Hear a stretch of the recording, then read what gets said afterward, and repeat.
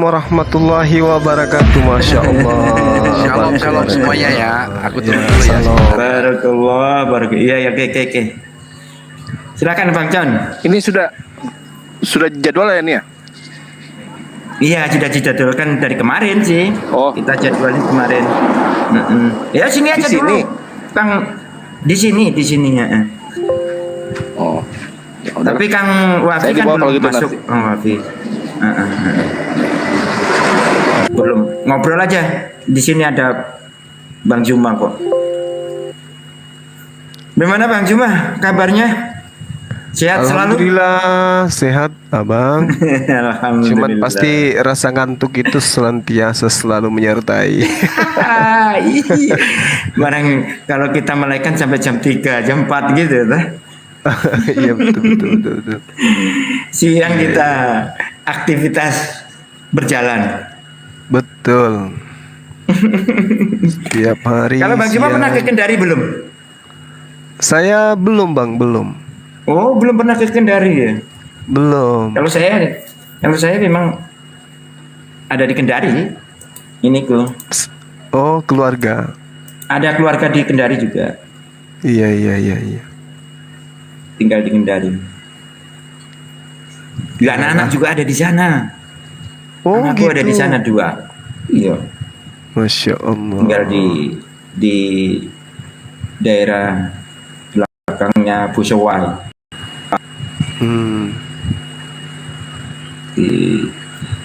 Oh sayangnya sampai belum pernah ke sana ya. Belum pernah sih, cuman sebenarnya banyak kegiatan yang mengharuskan ke sana tapi belum. Oh begitu ya. Saya tuh di Kendari itu berapa tahun ya? Tahun 2001 sampai 2009. 2009. Tapi anak-anakku di sana sih, sampai sekarang masih ada di sana. Alhamdulillah juga kerja di sana juga.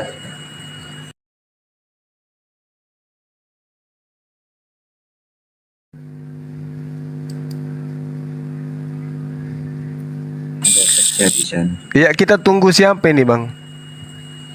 Herdi juga sama si Bang siapa? Bang Wafi juga belum datang. Oh iya. Nah dia minta moderatornya saya, lalu timernya dari dia, lalu yang jadi ini Pikir dua-dua. nggak jadi karena tidak ada pemberitahuan balik dari Dinda Wafi. Tadi kan ku minta sama Tadi beliau barusan di WA sama Kang Alif. Apa tadi temanya Kang Alif? 15 menit lagi katanya. Iblis. Oh ya, iya, mungkin benar dia. Bunda udah paham temanya ya. Kalau temanya udah apa, iblis yang menanamkan misinya di Islam atau Kristen itu loh. Wah. Iya. Seru banget nah jadinya itu. Ustadz Wafi katanya 15 menit lagi katanya. Oh gitu. Lah iya. Sekali ini temanya. Keselamatan itu karena adanya godaan iblis ya menurut dia. Nah ya tah. Yesus disalib karena juga dari iblis ya. Gimana itu nanti? Iya kita lihat aja bagaimana Keselamatannya dia itu kan karena dari rayuan iblis ya, gimana ini? Oh ini Kang Wafi sudah masuk kok.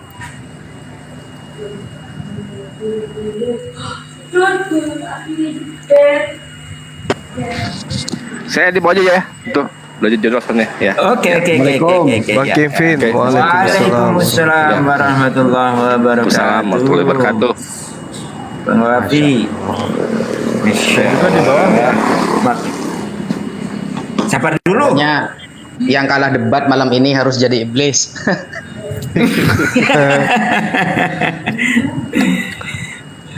Tadi Bukti keselamatannya dia permintaan karena- Pak John Ah. apa Pak Amir, timer sekaligus moderator. Bukan.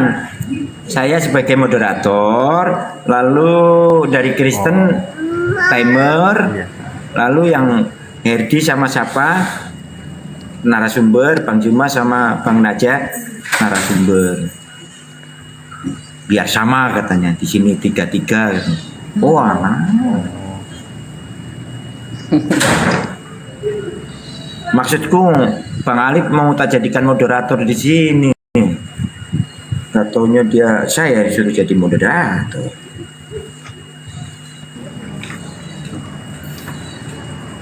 Pak John udah berapa kali kepanasan Pak John? Iya. John Panasan Timothy itu terus. ngomongnya pendek tapi framing dia. Iya, dari kalau sudah kena gemplang sedikit langsung dia loncatnya tinggi banget gitu.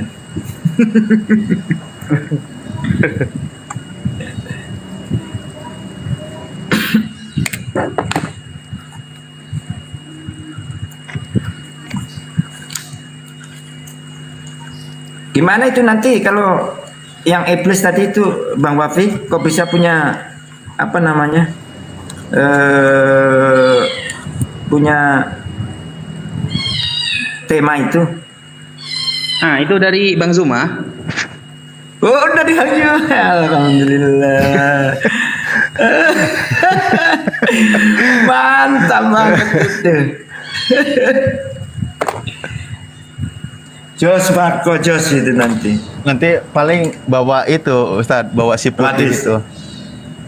Oh, iya. Si putih. Itu yang kisah Barsiso bukan sih? Iya. Bener ya? Sabar kita. Kalau nggak salah iya. Takdir itu. Heeh. Itu kan kaitan surat apa gitu. Aku berapa kali dengar kok ngomong sering si putih gitu. Si kiamat. Paling Herli ya si bawa itu. kiamat. Assalamualaikum. Waalaikumsalam. Bagaimana Bang Nusantara 42? Waalaikumsalam. Waduh, Nusantara 42. Gimana kabar? Alhamdulillah baik. Alhamdulillah wa syukurillah. Gimana? Untuk Bang Juma gimana? Sehat Bang Juma? Sehat. Dia penggemar Bang Juma ini kayaknya. Alhamdulillah sehat, Bang.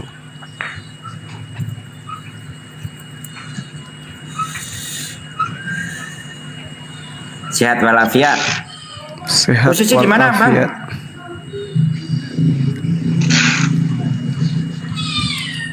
Bang Nusantara, posisi di mana nih? Iya Bang. Posisinya ada di mana? Di Polda Kepri Bang. Oh, di Kepri ya. Alhamdulillah. Sering nyimak ya diskusinya Bang Juma. Iya betul sekali Bang. Alhamdulillah. Masih aktif tak ini saudara kita Nusantara?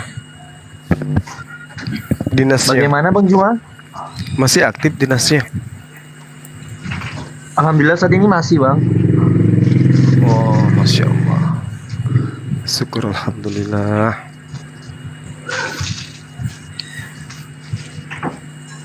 Habis ini siapa nih? Oh, ini si Malikil masuk ini si Malikil.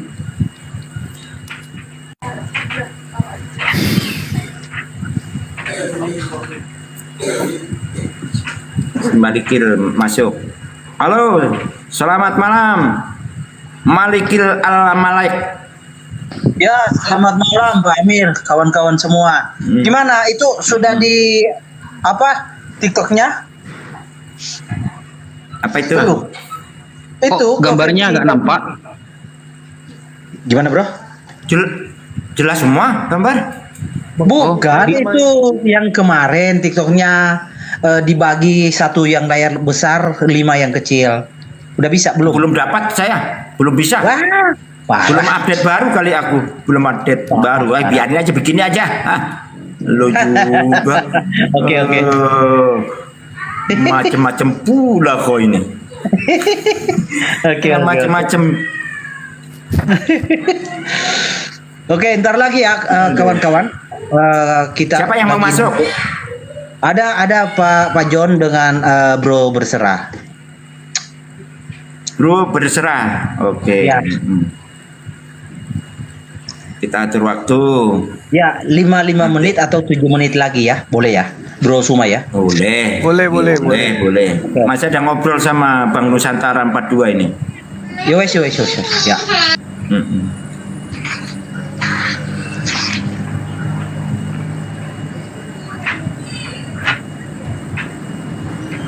Kabari aja. Ayo, lanjut. kalau mau naik.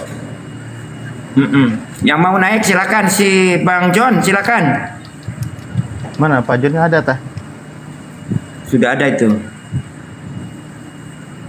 Oh, Pak Nusantara kepental beliau.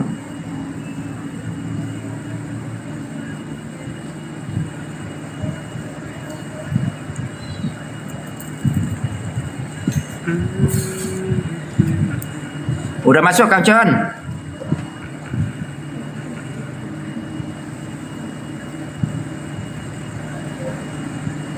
Oh.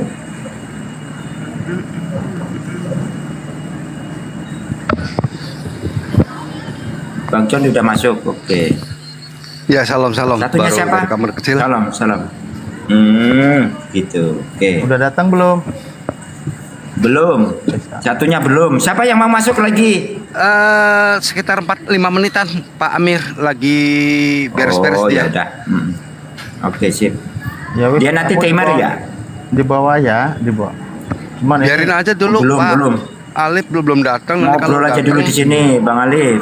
aku nitip kursinya. Aku kalau aku pindah nanti soalnya aku udah syahadat di sini di kursi.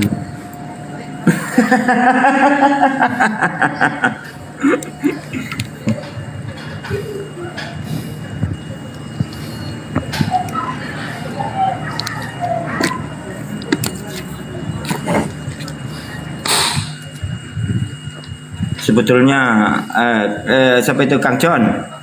Kang John. Iya Pak. Iya Pak Amir. Untuk apa itu? Untuk timer biar saya aja kali. Enggak, kebetulan gini loh Pak Amir, aku juga susah ngomongnya ya Pak Amir. Temen kan ngusulin ke aku gitu loh.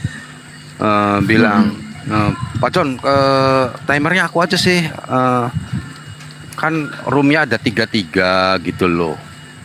Kan Oh, bisa biar adil itu. gitu. Nanti iya maksudnya kan ada gitu loh. Nanti dia pakai komputer gitu loh, timernya gitu loh. Dan standby terus gitu loh. Terus juga kan ada ininya. Ada apa tuh? Ada apa alarmnya gitu loh. Kalau udah itu nanti alarmnya bunyi keras gitu loh. Oh, Ya, Pak coba Jon nanti ini aku nggak suruh percaya Pak kalau Amir. saya moderatorin ya.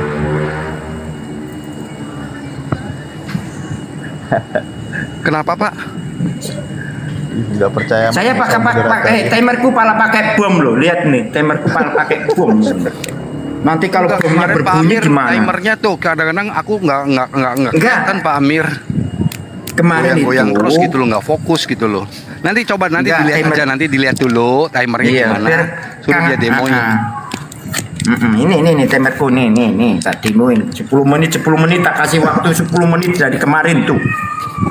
Kemarin itu iniku apa tasku ketinggalan di kantor yang laptop.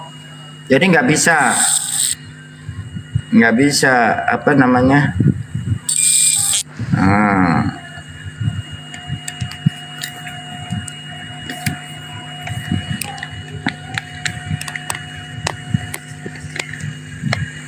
Tuh bom tuh. Oh, kurang fokus ya. Kurang fokus. Hati-hati, Pak Amir. Bersihkan dulu. Bawa Tuh. bom. Tuh. Kalau selesai dia langsung. Assalamualaikum warahmatullahi wabarakatuh. Sahabat-sahabat yang dimuliakan oleh Allah Subhanahu wa taala. Jumpa lagi kita pada malam hari ini di cuaca dan situasi yang alhamdulillah situasinya nyaman ya. Cuman saya ngantuknya itu minta ampun. Susah mata ini dibuka.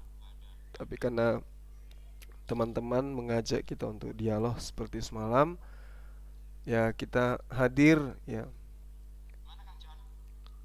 tema yang diusung malam ini teman-teman, iblis itu misinya dilanjutkan oleh Islam atau Kristen, atau di manakah ajaran iblis itu bertengger gitu ya?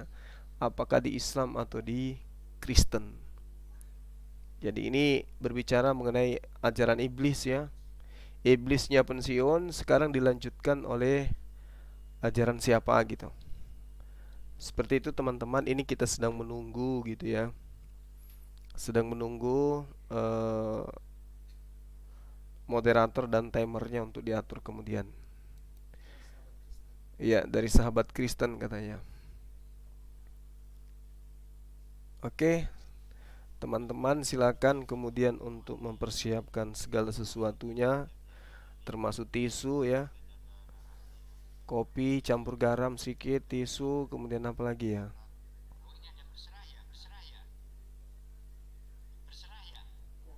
Ya kopi, kopi campur masako gitu. Itu disiapin aja. Ya, tema kita intinya di situ ya, teman-teman. Tema kita adalah iblis pensiun dan tugasnya dilanjutkan oleh golongan mana, Islam atau Kristen gitu ya, untuk merusak kemudian manusia. Oke. Oke, kembali kita ke Komal, teman-teman sekalian.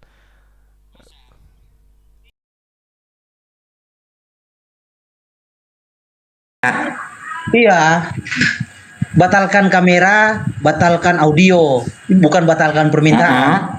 Nah, tiba-tiba itu nanti naik. Jadi kan biasa kadang jadi Caranya tujuh. gimana? Caranya? Ya, coba aku tak naikkan si ini ya. Tak naikkan si siapa itu? Berserah ya. Lalu aku tekan apa? Nantilah selesai ini. Pakai, soalnya saya kasih contoh pakai HP satu lagi. Ya. Ini berserah Pak, TV. oh, iya, TikToknya juga tidak mendukung. Upgrade lagi. Minta update yang baru Ah, saja ini kau. kan sukanya jadul-jadul. Upgrade lah. Ya sudah. Lanjut. Kita Bro mulai berserah itu di mana ya? diinfoin dulu bro. Bro, Iya, suaranya udah. jelas nggak bro? Jelas. Kalau suaraku juga jelas ya? Jelas Pak Ya. Amir. Diatur timernya. Cuma kecil ya suaraku ya. Pertanyaannya berapa menit, menjawab berapa. Diatur dulu.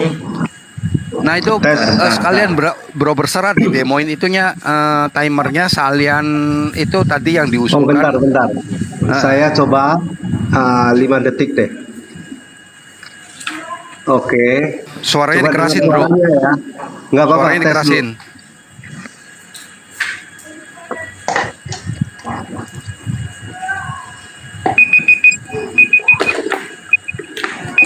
Suaranya dengar? Dengar. Oke, mantap ya.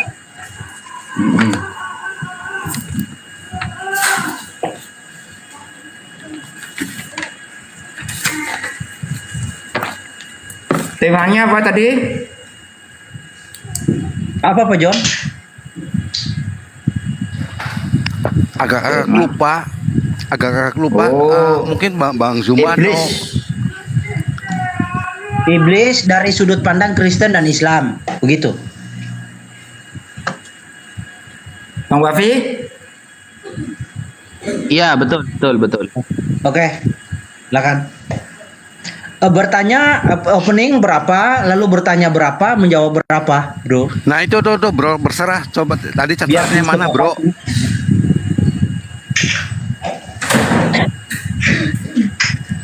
Bro berserah. Monitor. Nanti sorry kawan-kawan, lupa di unmute tadi. Jadi nanti kalau ada yang perlu dikoreksi ya. Opening statement dari masing-masing tim 6 menit ya. Sudah cocok belum kira-kira? 6 menit boleh. Gimana, Bro? Bro Naja. Oke, siap. Oke ya. Oke. Terus Namanya ya. oke. Pertanyaan 3 menit, maksimal 2 pertanyaan supaya lebih fokus. Pertanyaan 2 menit. 3 Atau menit. 2 menit aja, Bro, pertanyaan. Oke, pertanyaan 2 menit dan Menjawabnya? jawab 10 menit. 10 Menjawab? menit. 10 menit. Oke. Berapa Terus kira-kira ditanggapi, eloknya? bentar. Terus ditanggapi 5 menit. Oke, tanggapi 5 menit. Terus menanggapi tanggapan atau mempertegas jawaban 10 menit. Boh, 10 menit. kalau cuma mempertegas itu 7 menit aja mungkin. Oke. Saya catat ya. 8 lah, 8 lah. 8. 8 ya. Heeh. Jadi opening statement masing-masing pihak 6 menit. Terus bertanya 2 menit, 3 menit ya. 2 menit tadi ya. Ya. 2 menit, 2 menit. Bertanya masing-masing maksimal 2 pertanyaan, terus dijawab 10 menit, ditanggapi 5 menit, mempertegas 8 menit. 8, oke. Baru gantian bertanya. Ya, misalnya yang pertama bertanya tim A, nanti dilanjutkan tim B bertanya. Itu 1 sesi. Nah, kita butuh berapa sesi? Kalau hitung-hitung, kalau 3 sesi itu lebih kurang 3 jam. Ini berarti untuk 3 sesi ya? Kalau 3 sesi, kalau dihitung itu 3 jam. Nggak ada bro, nggak ada, paling 2,5 jam. Nggak ada. 2 jam, 2,5 jam. Oke, terus 3 sesi, terus closing statement 10 menit cukup. Closing berapa, Bro? 10. 10. 5 aja lah, 5 aja cukup kayaknya. 7. 7 menit ya. Gimana, Bro Naja? 7 boleh closing? Ya, oke, lanjut. Closing tidak menyeberang ya. Oke, siap. Closing sepakat tidak nyebrang ya. Boleh, Tapi boleh. kalau saya sih enggak. Kalau saya pasti bisa untuk tidak menyeberang. Kalau kawan-kawan ingin nyebrang nggak masalah juga. Nanti kita jawab di lain waktu. Oke, nggak apa-apa. Jadi terus satu lagi, apabila ada salah satu tim yang ingin membuka data, maka timernya saya stop ya. Sepakat nggak? Oke. Oke, boleh. Siap ya. Oke, kita mulai Pak Amir. Nanti dijalankan waktu ketika dibacakan datanya. Oke, siap. Good. Gimana, Bro Naja, Bang Zuma? Sepakat nggak? Sepakat, lanjut. Oke. Oke, ini dari tim Kristen atau Islam dulu yang opening statement. Waktu Terserah. 6 menit. Islam aja dulu dah, Islam dan pemenang Islam dulu aja dah. Tuan rumah. Ya udah, Buka dulu lah. Ustadz Wafi Moderatornya dan- ada nih. Ya. Silakan Ustadz Wafi dan Bang Zuma. Monggo, duluan Bang. Ya, silakan. Baik. Bismillahirrahmanirrahim. Assalamualaikum warahmatullahi wabarakatuh. Alhamdulillah. Waalaikumsalam Puji warahmatullahi. syukur kita panjatkan kehadirat Allah Subhanahu wa taala. Malam ini kembali kita berdialog ya terkait dengan tema iblis. Di manakah iblis itu sekarang bertengger ya, apakah di Islam atau di Kristen gitu ya. Salawat serta taslim senantiasa kita aturkan kepada junjungan kita baginda Rasulullah Muhammad sallallahu alaihi wasallam. Melalui beliau umat Islam mengenal kemudian kebenaran yang hakiki, menuju kepada Allah, menuju kepada keridhaan Allah Subhanahu wa taala. Terkait dengan iblis, di dalam Islam itu iblis ini adalah makhluk ya dari golongan jin yang kemudian mendurhakai perintah Allah. Itu diterangkan di dalam surah Al-Kahfi ayat 50. Lalu kemudian di dalam Al-Quran itu banyak kali disebutkan kata-kata iblis ini, di mana iblis ini sendiri itu memiliki banyak bala tentara, sebagaimana yang diterangkan dalam Al-Quranul Karim surah As-Surah ayat 95. Lalu kemudian ketika kita berbicara mengenai iblis, inti dari iblis ini adalah mengajarkan manusia untuk membangkang terhadap semua perintah Tuhan. Semua perintah Tuhan yang diajarkan oleh Tuhan melalui perantaraan para nabi, itu kemudian iblis disesatkan, dipalingkan manusia pada perintah tersebut. Tetapi iblis kemudian itu tidak langsung datang dalam wujudnya, dalam rupanya yang sesungguhnya untuk menyesatkan manusia. Tetapi iblis kemudian menggunakan manusia untuk menyesatkan manusia lainnya. Ya. Sehingga Al-Quran menerangkan bahwasanya iblis itu berasal dari dua golongan. Ada dari golongan jin dan juga ada dari golongan manusia. Dari golongan manusia ini yang perlu diwaspadai karena kelihatannya baik, kelihatannya penampakannya itu tulus, tapi ternyata yang dibungkus di dalam konsep ajarannya itu adalah titipan iblis. Iblis yang menitipkan ajaran kepada manusia sehingga manusia itu menyesatkan manusia lainnya. Ajaran yang kita lihat itu nampak sekali dari permukaan. Nampak dari konsep ketuhanannya, dari konsep kitab sucinya, dari konsep kenabian dan kerasulannya itu nampak sekali. Jadi iblis kemudian intinya menurut ajaran agama Islam adalah mengajak manusia untuk ingkar terhadap perintah Allah Subhanahu wa taala. Ya, sama seperti yang diterangkan dalam surah Al-Baqarah seperti itu ya. Bahwasanya iblis itu memang selalu ingin membantah apa yang diperintahkan Allah kepada manusia. Ya, demikian sementara silakan Dinda Wafi. Oke, bismillahirrahmanirrahim. Alhamdulillah wassalatu wassalamu ala Rasulillah Sayyidina Muhammad ibn Abdullah wa ala alihi wa sahbihi wa man walah ma ba'd. Tentang iblis sudah dijelaskan oleh abang saya, Bang Zuma, bahwa kalimat iblis itu banyak tertulis di dalam Al-Quran. Kira-kira ada 11 ya, 11 kali ditulis dalam Al-Quran. Di surah Al-Baqarah, Al-Hijr, Al-A'raf, Al-Isra, Oha, Saba, Asy-Syu'ara, Shad. Nah, itu adalah surat-surat yang menerangkan tentang siapa itu iblis. Di dalam Al-Quran, nama iblis ya, itu kan berasal dari kata ba, lam, sin, balasa. Arti dari balasa itu adalah menyesal atau putus asa dari rahmat Allah. Sedangkan Allah sudah berfirman di dalam Al-Quran, la tai'asu mir rauhillah. Janganlah kalian berputus asa dari rahmat Allah. Nah, kalau kita melihat sifat-sifat iblis di dalam Al-Quran, itu yang pertama dia selalu aba, menentang, kemudian wastakbaro, dan sombong. Nah, karena sifat iblis ini sombong dan menentang kepada perintah Allah Subhanahu wa taala, seperti di dalam Al-Baqarah surah ke-34 ketika wa idz qulna lil malaikati isjudu li Adam.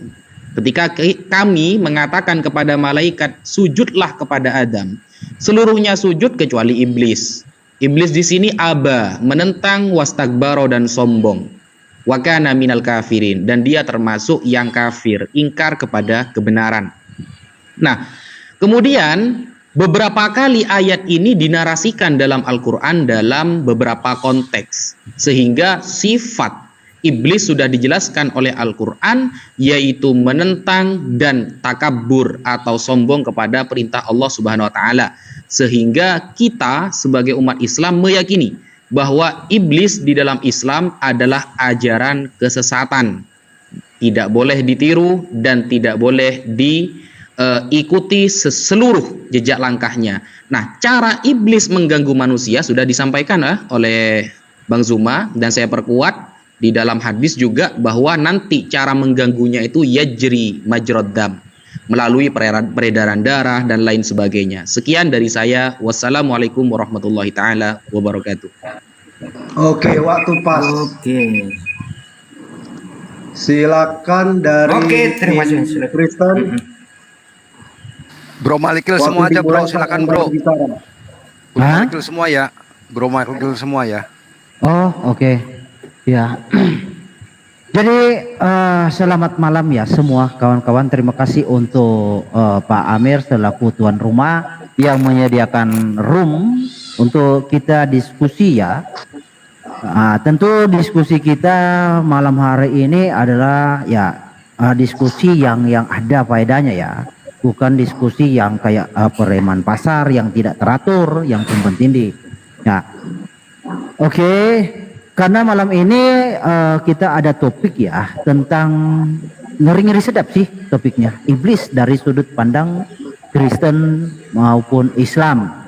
Nah, iblis dari sudut pandang kekristenan, ya, iblis adalah makhluk ya yang memberontak.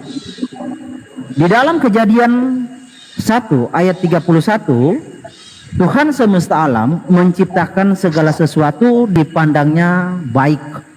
Nah, lalu bagaimana bisa ada yang tidak baik? Oke. Di dalam Alkitab, iblis adalah malaikat. Awalnya dia baik, tetapi karena sombongnya, karena ingin menyamakan Yang Maha Kuasa, dia memberontak. Makanya dia menjadi iblis. Jadi iblis di dalam Alkitab bukanlah oknum yang diciptakan, tetapi oknum yang membangkang, melawan. Ya, iblis diambil dari kata diabolos yang artinya menentang, melawan. Ya, iblis diambil dari kata diabolos ya artinya menentang, melawan. Nah, apa yang akan dilakukan oleh iblis? Di dalam pemahaman kekristenan, ya, iblis tidak hanya identik dengan segala sesuatu tindak kejahatan. Di dalam kekristenan, iblis itu tidak hanya ya identik dengan sesuatu yang anarkis, enggak. Iblis juga, kata Rasul Paulus, bisa menyamar menjadi malaikat terang. Artinya iblis juga bisa ya menyatakan kebaikannya untuk menjerumuskan, untuk memperdaya manusia. Nah, contohnya di dalam kisah penyaliban, ya, Kristus Yesus ya ketika mau disalib di dalam Injil Matius 16 ayat 21 sampai 23. Saat itu iblis mau memakai Paulus untuk menggagalkan penyaliban. Paulus berkata kepada Kristus, sekiranya Elohim menjauhkan hal ini tidak akan menimpa engkau, yaitu tentang penyaliban. Tetapi Kristus langsung meresponnya. Kristus merespon bahwa nyala engkau iblis. Nah, di situ memang kelihatan secara sepihak, ya sekilas kita melihat itu sesuatu yang baik untuk menghindari orang dari penyaliban atau dari penghukuman. Nah, tetapi maksud Tuhan tidak seperti itu. Nah, itu tergambarkan dari awal penciptaan ketika Tuhan menetapkan bahwa iblis yang menggoda Adam dan Hawa ya sehingga mereka jatuh ke dalam dosa. Ya, Tuhan membuat ketetapan dan perjanjian permusuhan antara Adam dan iblis. Ya, Tuhan menyatakan di dalam Kejadian 3 ayat 15 bahwa perempuan itu akan melahirkan dan keturunan perempuan itu akan meremukkan kepala si iblis dan keturunan si iblis akan meremukkan tumit keturunan sang perempuan. Nah, dalam upaya untuk menggagalkan rencana Tuhan ini, iblis bekerja keras karena dia tahu ketika perempuan nubuatan kelahiran dari sang perempuan itu tergenapi maka kepalanya diremukkan. Nah, di sini saya katakan iblis tidak hanya bekerja di dalam tindak tanduk anarkis atau kejahatan, dalam ranah pemikiran yang baik juga iblis bekerja. Nah, dalam hal ini iblis bekerja kepada Petrus dalam hal-hal yang menurut dunia kan bagus.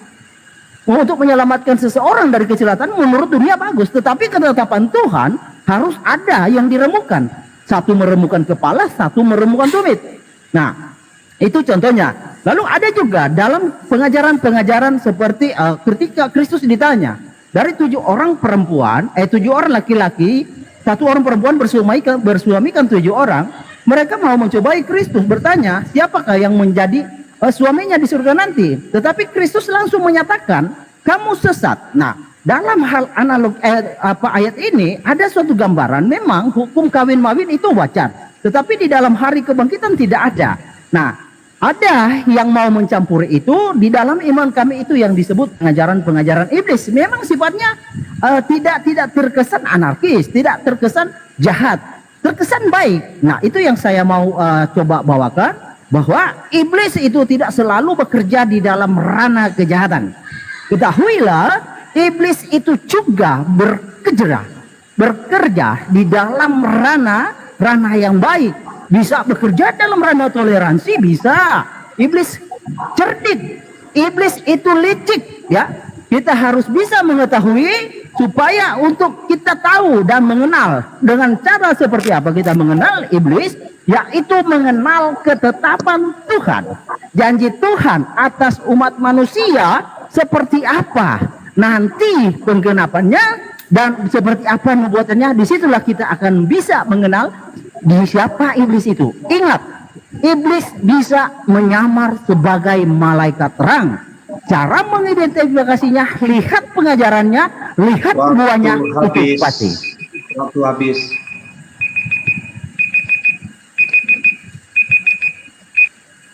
Oke, selanjutnya pertanyaan Oke, 2 menit siap. dari pihak mana ini? Mana yang bertanya dulu? 2 menit ya. Saya ganti dulu.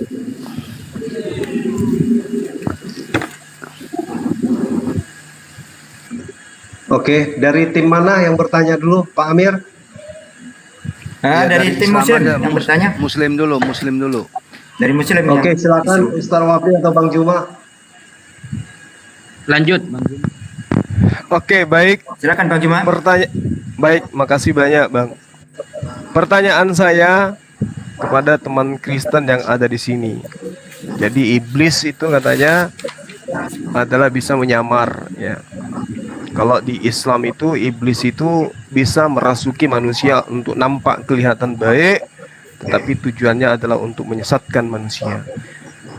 Saya ingin bertanya kepada saudara, siapa yang mengajarkan Paulus mengatakan bahwasanya dosa itu harus dengan darah manusia? Silakan. Silakan, waktu masih ada. 2 pertanyaan. Ya, 2 pertanyaan. Masih ada 2. Silakan Bang Ustadz Wafi karena masih silakan. Bismillahirrahmanirrahim. Pertanyaan pertama ya.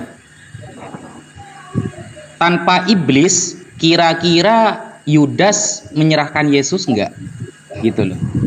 Karena seluruh doktrin ya, kan inti dari doktrin kekristenan itu kan penyalipan nantinya. Setelah ketuhanan Yesus itu penyalipan, penebusan dosa. Yang saya tanyakan, tanpa penyerahan Yudas, ya, tanpa iblis, kira-kira Yudas menyerahkan Yesus enggak? Gitu pertanyaan saya ya. Jadi diingat ya pertanyaan saya. Tanpa iblis, kira-kira Yudas menyerahkan Yesus atau tidak? Apakah tak mampu dengan tidak adanya iblis? Seorang Yesus yang dikatakan Tuhan, apakah tidak mampu tanpa ada unsur iblis dan Yudas? Begitu. Mungkin itu pertanyaan saya. Oke, berarti 2 pertanyaan ya. Bentar, saya ganti waktu 10 menit.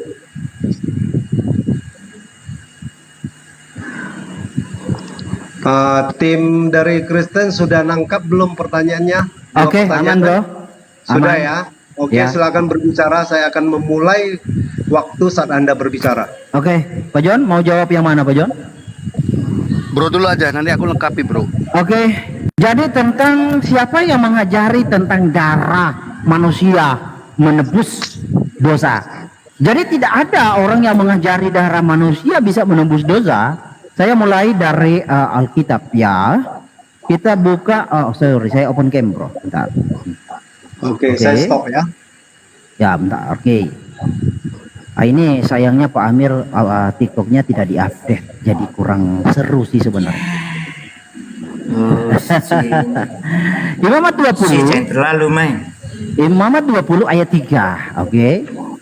Aku sendiri akan menentang orang itu dan akan melenyapkan dia dari tengah-tengah bangsanya, karena ia menyerahkan seorang anak-anaknya kepada Molok dengan maksud menajiskan tempat kudusku dan melanggar kekudusan namaku yang kudus.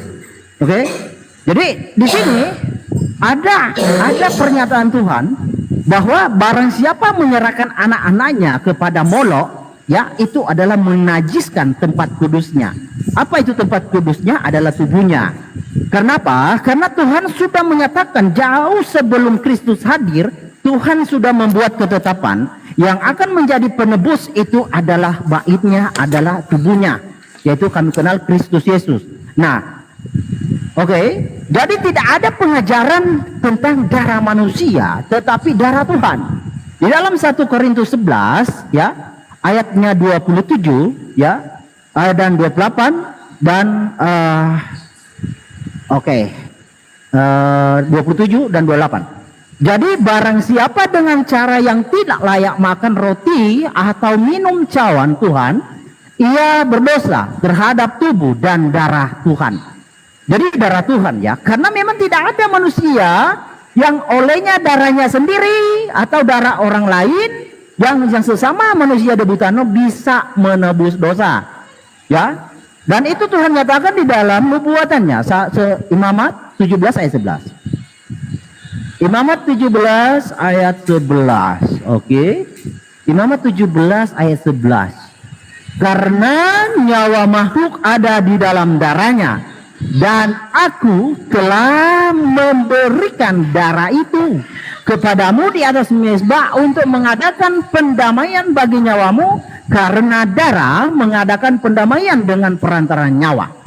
Oke? Mungkin kawan-kawan akan berkata, wah, Yesus juga manusia. Ya, Yesus nyata dalam manusia, tapi dia ilahi. Jadi beda ya, untuk memahami manusia adalah substansi, ilahi adalah gelar, Tuhan adalah gelar.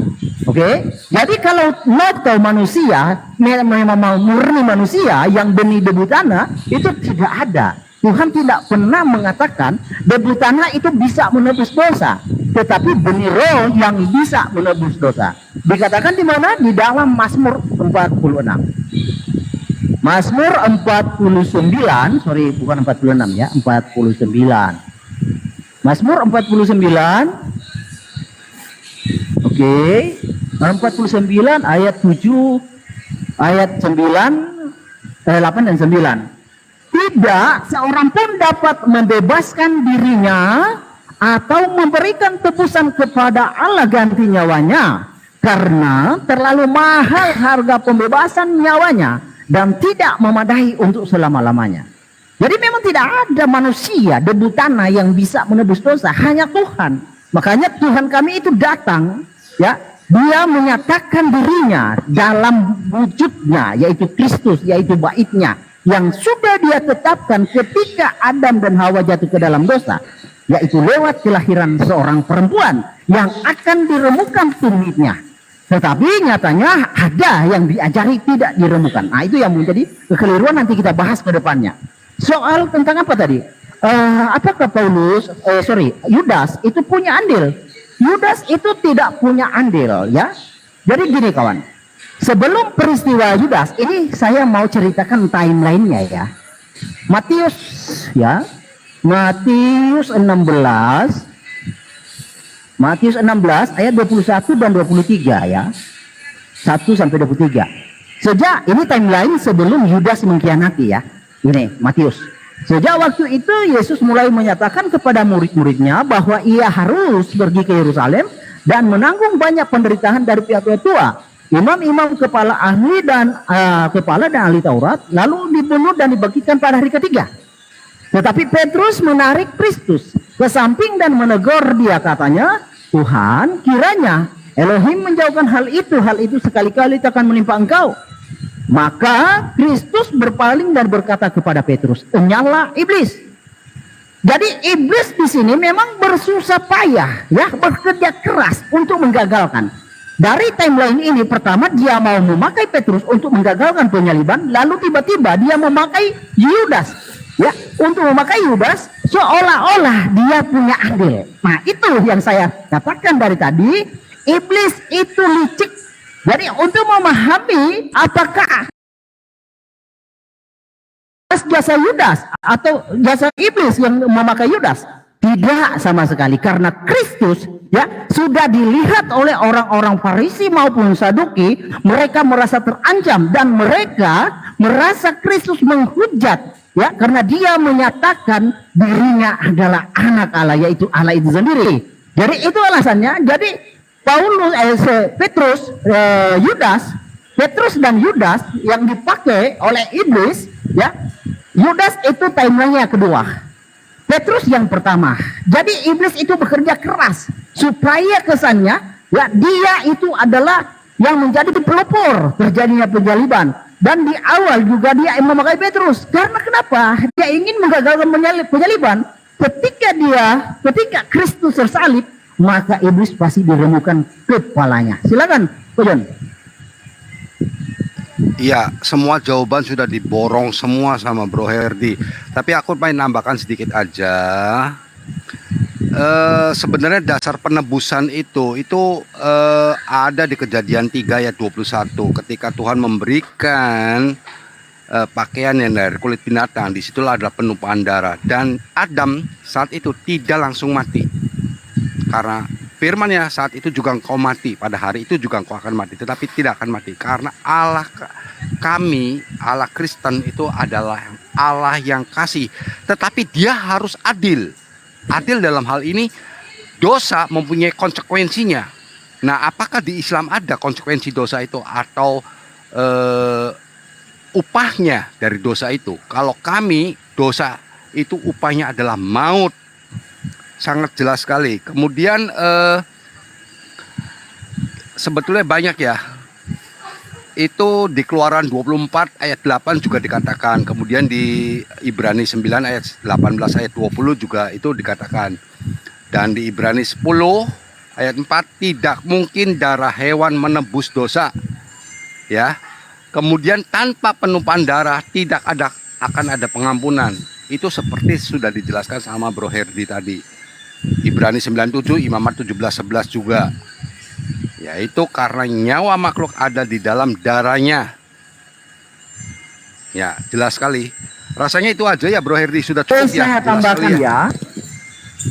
Pakai dengan bentar ya, saya ya. Jadi kita untuk mengidentifikasi pengajaran iblis dan pengajaran Tuhan itu sangat gampang. Kita lihat ketetapan Tuhan di dalam Alkitab seperti apa. Kenapa saya katakan lihat ketetapan Tuhan di Alkitab? Karena hanya Tuhan di dalam Alkitab yang benar-benar Tuhan, yang real Tuhan. Selebihnya itu masih klaim, masih angan-angan. Belum Tuhan yang real. Nah, di dalam Ulangan 24 ayat 8, kemudian mengambil darah itu dan menyiramkannya pada bangsa itu, serta berkata, inilah darah perjanjian yang diadakan Adonai dengan kamu, darah perjanjian dengan kamu berdasarkan segala firman. Lalu seperti apa untuk mengenali iblis? Iblis pengajarannya tentu tidak berbicara tentang darah, karena iblis tidak tahu. Ya, iblis tidak tahu seperti apa ketetapan Tuhan atas manusia supaya iblis itu remuk, supaya manusia itu selamat adalah darah perjanjian. Dan Tuhan tipologikan di dalam ketika peristiwa orang Israel. Tulah pertama air menjadi darah dan tulah terakhir adalah maut. Bagaimana orang Israel itu bisa luput dari tulah 10? Orang Israel luput karena darah yang dioleskan di ambang pintu rumah-rumah orang Israel. Itulah yang meluputkan orang Israel dari tulah ke-10 yang itu maut. Lalu bagaimana manusia bisa luput dari maut? Adalah darah Kristus. Percaya Kristus adalah ketetapan Tuhan. Jadi Tuhan membuat ketetapan dengan tipologi dan berfirman. Tidak mungkin ada manusia yang bisa membantahnya karena itu sudah terjadi. Ya, jadi kawan-kawan mengenali pengajaran iblis itu sangat gampang. Membedakan dengan pengajaran Tuhan dan ketetapan Tuhan. Jika tidak seperti ketetapan Tuhan, maka itu pasti iblis. Waktu habis. Oke, waktu habis. Silakan ditanggapi oleh tim Muslim untuk ditanggapi 5 menit dari Bang Zuma atau Bang Najah. Silakan. Set dulu waktunya. Cuma 5 menit, Bang. Tanggapan. 6. Iya, masalahnya yang disampaikan tadi Saudara Heri itu kan halusinasi semuanya. Kalau kita tidak bisa membantah dengan waktu lama, kayaknya nanti kan kita bisa cuma diperpanjang.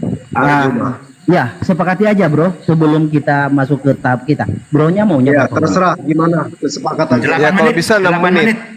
Oke, 6 menit bro, terserah. Oke, Ya, 8 menit. 8 menit. Iya. Oke, silakan. Terus Ya. Oke, Oke. bentar kawan-kawan. Jadi waktu untuk menanggapi 8 menit, terus waktu untuk mempertegas jawaban berapa menit? Biar kita sepakati. Di awal berapa, Bro? Di awal 8 kan menit. menjawab 10 menit, Baru menanggapi ditanggapi 8 menit. Lalu mempertegas Untuk mempertegas jawaban. berapa? Di situ. 8 8 menit. 8 juga, oke. Berarti Oh, 8 8 juga. ya, sama-sama 8. 8 ya. Oh, oke, gitu aja. Oke. Siap. Oke, siap. Oke, waktu dimulai saat Anda berbicara. Silakan. Iya, baik. Saudara Herdi tadi di awal mengatakan di dalam kitabnya itu iblis itu adalah disebut diabolos, ya, artinya penentang atau yang melawan. Nah, Saudara Herdi 10 menit itu menunjukkan pernyataan-pernyataan kitabnya yang melawan semua perintah Tuhan di dalam perjanjian lama. Kenapa perjanjian lama itu penebusan dosa itu dengan darah hewan? Kok tiba-tiba ditentang dan harus dengan darah manusia? Lalu kemudian ketika kita melihat tentang ajaran penebusan darah dengan penebusan dosa dengan darah manusia, ini asalnya dari mana? Siapa yang mengajarin? Sementara ketika Saudara Herdi ditanya, apakah ada di dalam kitabnya orang Yahudi diajarkan menebus dosa dengan darah manusia? Dia mengatakan itu tidak ada. Lalu kemudian pintar-pintarnya dia mengambil kitabnya orang Yahudi di dalam Imamat 17 nomor 11. Padahal Imamat 17 nomor 11 itu adalah darah hewan. Karena nyawa makhluk ada di dalam darahnya, dan aku telah memberikan darah itu kepadamu di atas mezbah untuk mengadakan pendamaian bagi nyawamu. Karena darah mengadakan perdamaian dengan perantaraan nyawa. Darah apa? Darah hewan. Ini nanti dilawan ini, ditentang nanti ini. Makanya muncul diabolosnya di dalam Yohanes 8 nomor 44. Iblislah yang menjadi bapakmu dan kamu ingin melakukan keinginan-keinginan bapakmu. Yang Saudara Herdi tunjukkan ini keinginan-keinginan bapaknya Herdi dengan menunjukkan darah manusia sebagai penebus dosa. Makanya saya tanya tadi, siapa yang menginginkan? Ternyata Tuhan pencipta langit dan bumi tidak pernah menginginkan adanya korban penebusan dosa dengan darah manusia, apalagi darah Tuhan. Nah, di sini kelihatan ajaran iblis. Di mana ajaran iblis itu bertengger? Itu udah jelas di situ ya. Lalu kemudian ketika ditanya, dari mana Paulus ini mendapatkan ajaran penebusan dosa dengan darah manusia? Kita harus tahu Paulus itu lahirnya di Tarsus. Tarsus ini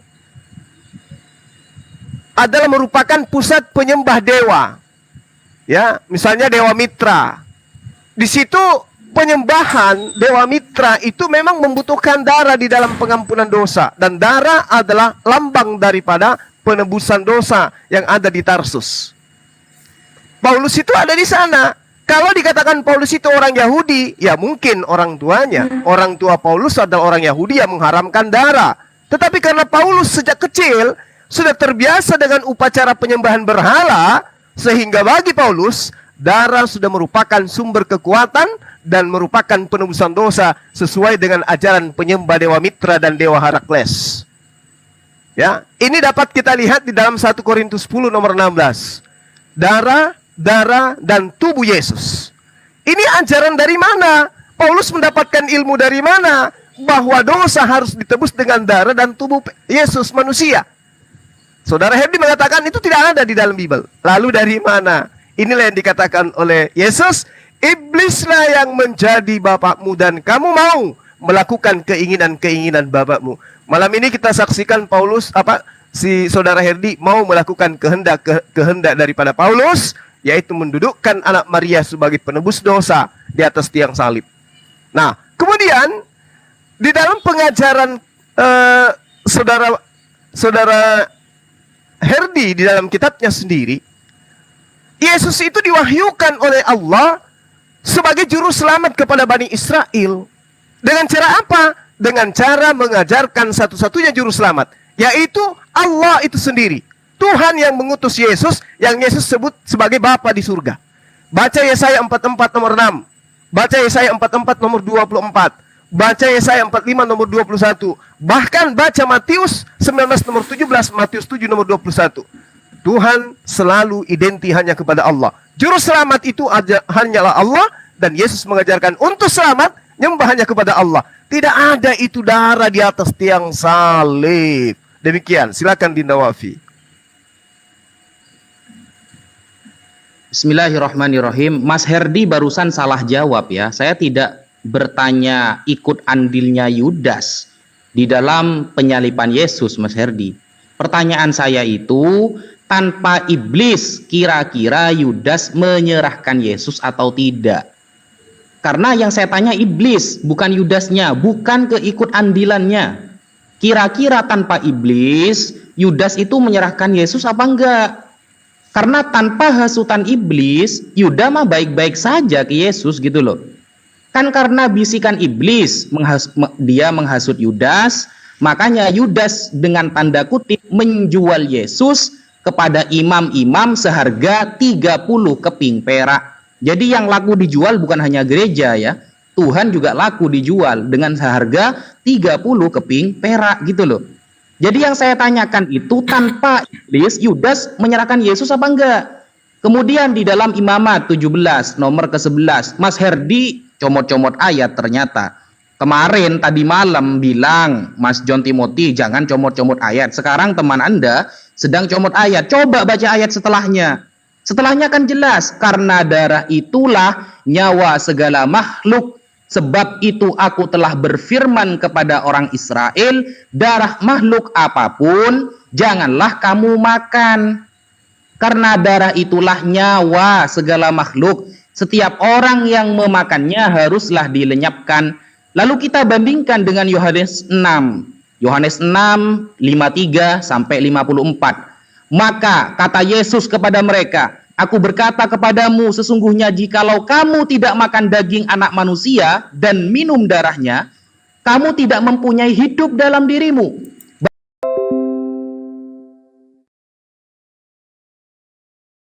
Ya, kepada darah, yang kedua ternyata kontra kepada darah. Antara sama Tuhannya. Lalu kita buka di dalam Wahyu 16 nomor 6. Di sana tertulis, karena mereka telah menumpahkan darah orang-orang kudus dan para nabi, engkau juga telah memberi mereka minum darah, hal itu wajar bagi mereka. Nah, penumpahan darah dan meminum darah itu bisa mendatangkan malapetaka. Sesuai di dalam Wahyu tadi. Ini kan pinplan namanya. Seolah-olah Tuhan di PL tidak sama seperti Tuhan di PB. Karena hukum-hukumnya jelas bertentangan itu. Jelas bertentangan. Coba dicermati lagi ya pertanyaan saya. Tanpa iblis, kira-kira Yudas itu menyerahkan Yesus atau tidak? Begitu. Karena kalau sampean jawab ikut andilnya Yudas, itu sudah pertanyaan lama. Maka monggo dijawab. Sekian dari saya. Oke, bentar. Ya, aku jawab dulu ya, Bro Herdi. Oke, silakan. Ya, silakan Pak John. Ya, Imamat 17:11 ini kenapa ya nggak mau dibaca keseluruhan? Karena sudah jelas dijelaskan sama Herdi. Karena darah mengadakan pendamaian dan perantaraan nyawa. Jelas sekali harus dengan darah. Dan di Kejadian 3:21, coba dibaca Kejadian 3:21. Jelas di situ. Yud-He-Wai-He sendiri yang menumpahkan darah hewan. Itu dasar penebusan dosa. Kemudian kalau dilihat lagi, iblis menjadi bapamu. Aduh, ini sintak ini dibaca lengkap lah. Iblis menyerahkan menjadi bapamu. Itu dilihat di mana konteks ayatnya. Jangan main comot-comot ayat. Kebiasaan sekali. Jelas sekali juga dikatakan di itu darah penebus. Tanpa penumpahan darah tidak ada penembusan, seperti dijelaskan dalam Imamat 17 ayat 11, Ibrani 9:22, Ibrani 9:7, jelas sekali dikatakan. Dan darah Yesus itu yang menebus kita. Jelas sekali. Jelas sekali. Kenapa nggak bisa ngerti-ngerti ya? Kenapa dicomot-comot ya? Oke, lanjut Bro Herdi. Ya, oke. Jadi kawan-kawanku memang saya harus kerja ekstra ya. Di dalam Imamat ya 17 ayat 11 ya. Saya bacakan lagi ya. Karena nyawa makhluk ada di dalam darahnya, dan aku telah memberikan darah itu kepadamu di atas mezbah untuk mengadakan pendamaian bagi nyawamu. Karena darah mengadakan pendamaian dengan perantaraan nyawa. Jadi yang diasumsikan di sini kan darah hewan, oke? Iya, darah hewan itu sifatnya sementara. Tetapi darah Tuhan itu yang satu kali untuk selama-lamanya, ya. Dan itu kan dikatakan kepada orang Israel. Kemudian Musa mengambil darah itu menyiramnya kepada bangsa itu serta berkatalah, inilah darah perjanjian yang diadakan Tuhan Adonai dengan kamu. Jadi darah perjanjian ini antara umat manusia dengan Adonai, dan Israel dengan Adonai, bukan dengan hewan. Kenapa bukan dengan hewan? Karena darah hewan itu mustahil bisa menebus. Darah hewan itu sifatnya temporer, makanya Yom Kippur itu berulang-ulang. Di sini datanya Ibrani 10 ayat 4. Ibrani 4 ayat 10. Ibrani 10 ayat 4. Nih. Sebab tidak mungkin darah lembu jantan atau darah domba jantan menghapuskan dosa. Iya, memang tidak mungkin. Karena hanya sifatnya temporer, sementara 1 tahun 1 kali. Jadi ditutup sementara setahun. Tahun kemudian Yom Kippur lagi, tutup lagi. Kayak gitu. Lalu supaya tidak berulang-ulang, darah siapa yang layak? Ya, bukan darah manusia, bukan darah hewan, domba, bukan. Satu kali untuk selama-lamanya adalah darah Tuhan. Tadi sudah saya baca bahwa di dalam ya 1 Timotius 11 ya ayat 26 ya 27 sampai 28. Jadi barang siapa dengan cara yang tidak layak makan roti atau minum cawan Tuhan, ia berdosa terhadap tubuh dan darah Tuhan. Kristus mengkonfirmasi di dalam Markus 14 ayat 24 dikatakan, dan ia berkata kepada mereka, Kristus berkata kepada mereka, inilah darahku, darah perjanjian. Ya, perjanjian Musa dengan orang Israel. Tadi yang saya bacakan, yang ditumpahkan bagi banyak orang, darahku, darah Tuhan. Ya, lalu juga di dalam Matius 26 ayat 28, ya, sesudah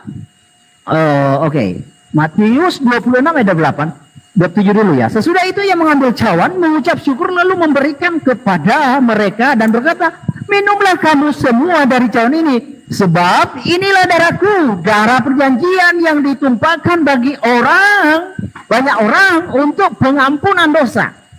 Jadi pengampunan dosa di dalam orang Israel, darah hewan itu hanya sebatas tipologi, gambaran bayangan yang akan datang yang lebih besar, yang menyelesaikan satu kali untuk selama-lamanya adalah darah Tuhan, yaitu Kristus Yesus.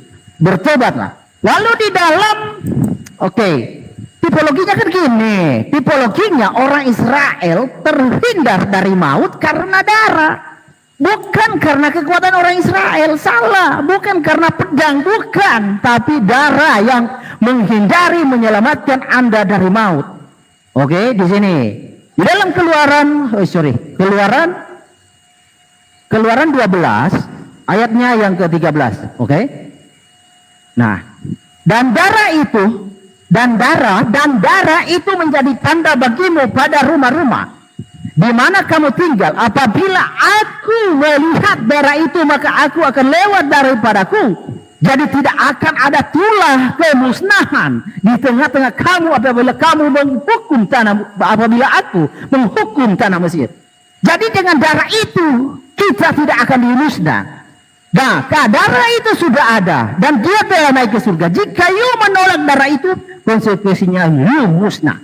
Oke? Jadi apa yang sudah dibahasakan dari tadi, begitu bisa kita menarik suatu pemahaman untuk bisa membedakan ketetapan Tuhan dengan kehendak iblis.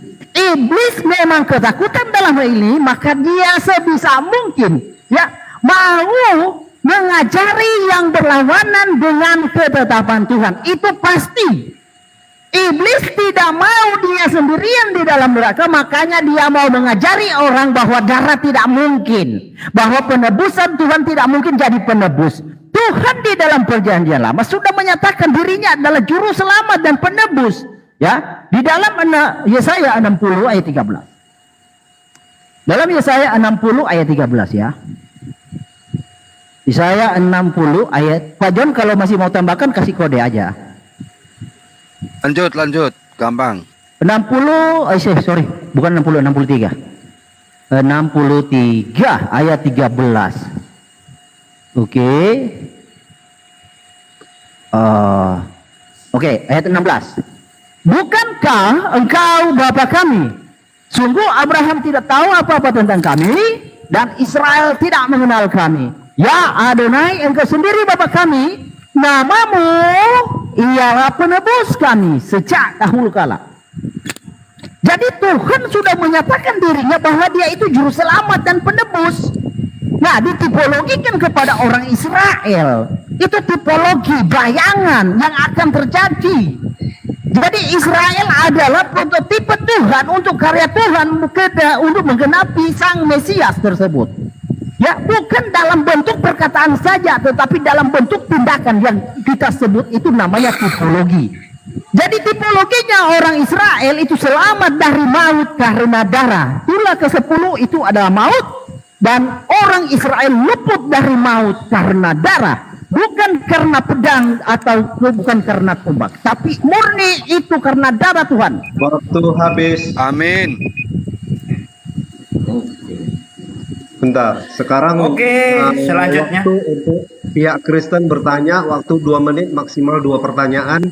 Silakan dimulai saat Anda berbicara. Saya serahkan sama Bro Herdi semua untuk bertanya 2 menit, Bro. Oke. Terserah. Topik kita adalah tentang iblis. Tadi saya sudah paparkan dari sudut pandang kekristenan bahwa Tuhan menciptakan segala sesuatu baik. Kejadian 1 ayat 31 ya. Kejadian 1 ayat 31. Nah, bila mana itu menjadi tidak baik karena iblis ya, karena malaikat ingin sama seperti Tuhan, dia membangkang, dia memberontak, maka dia disebut iblis.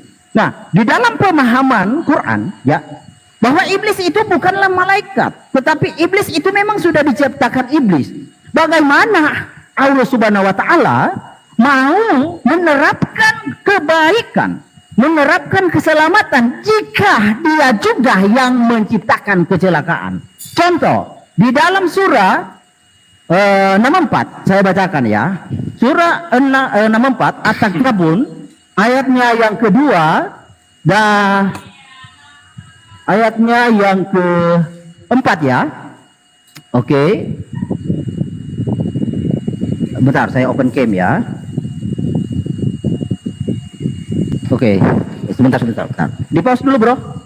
Bentar ya.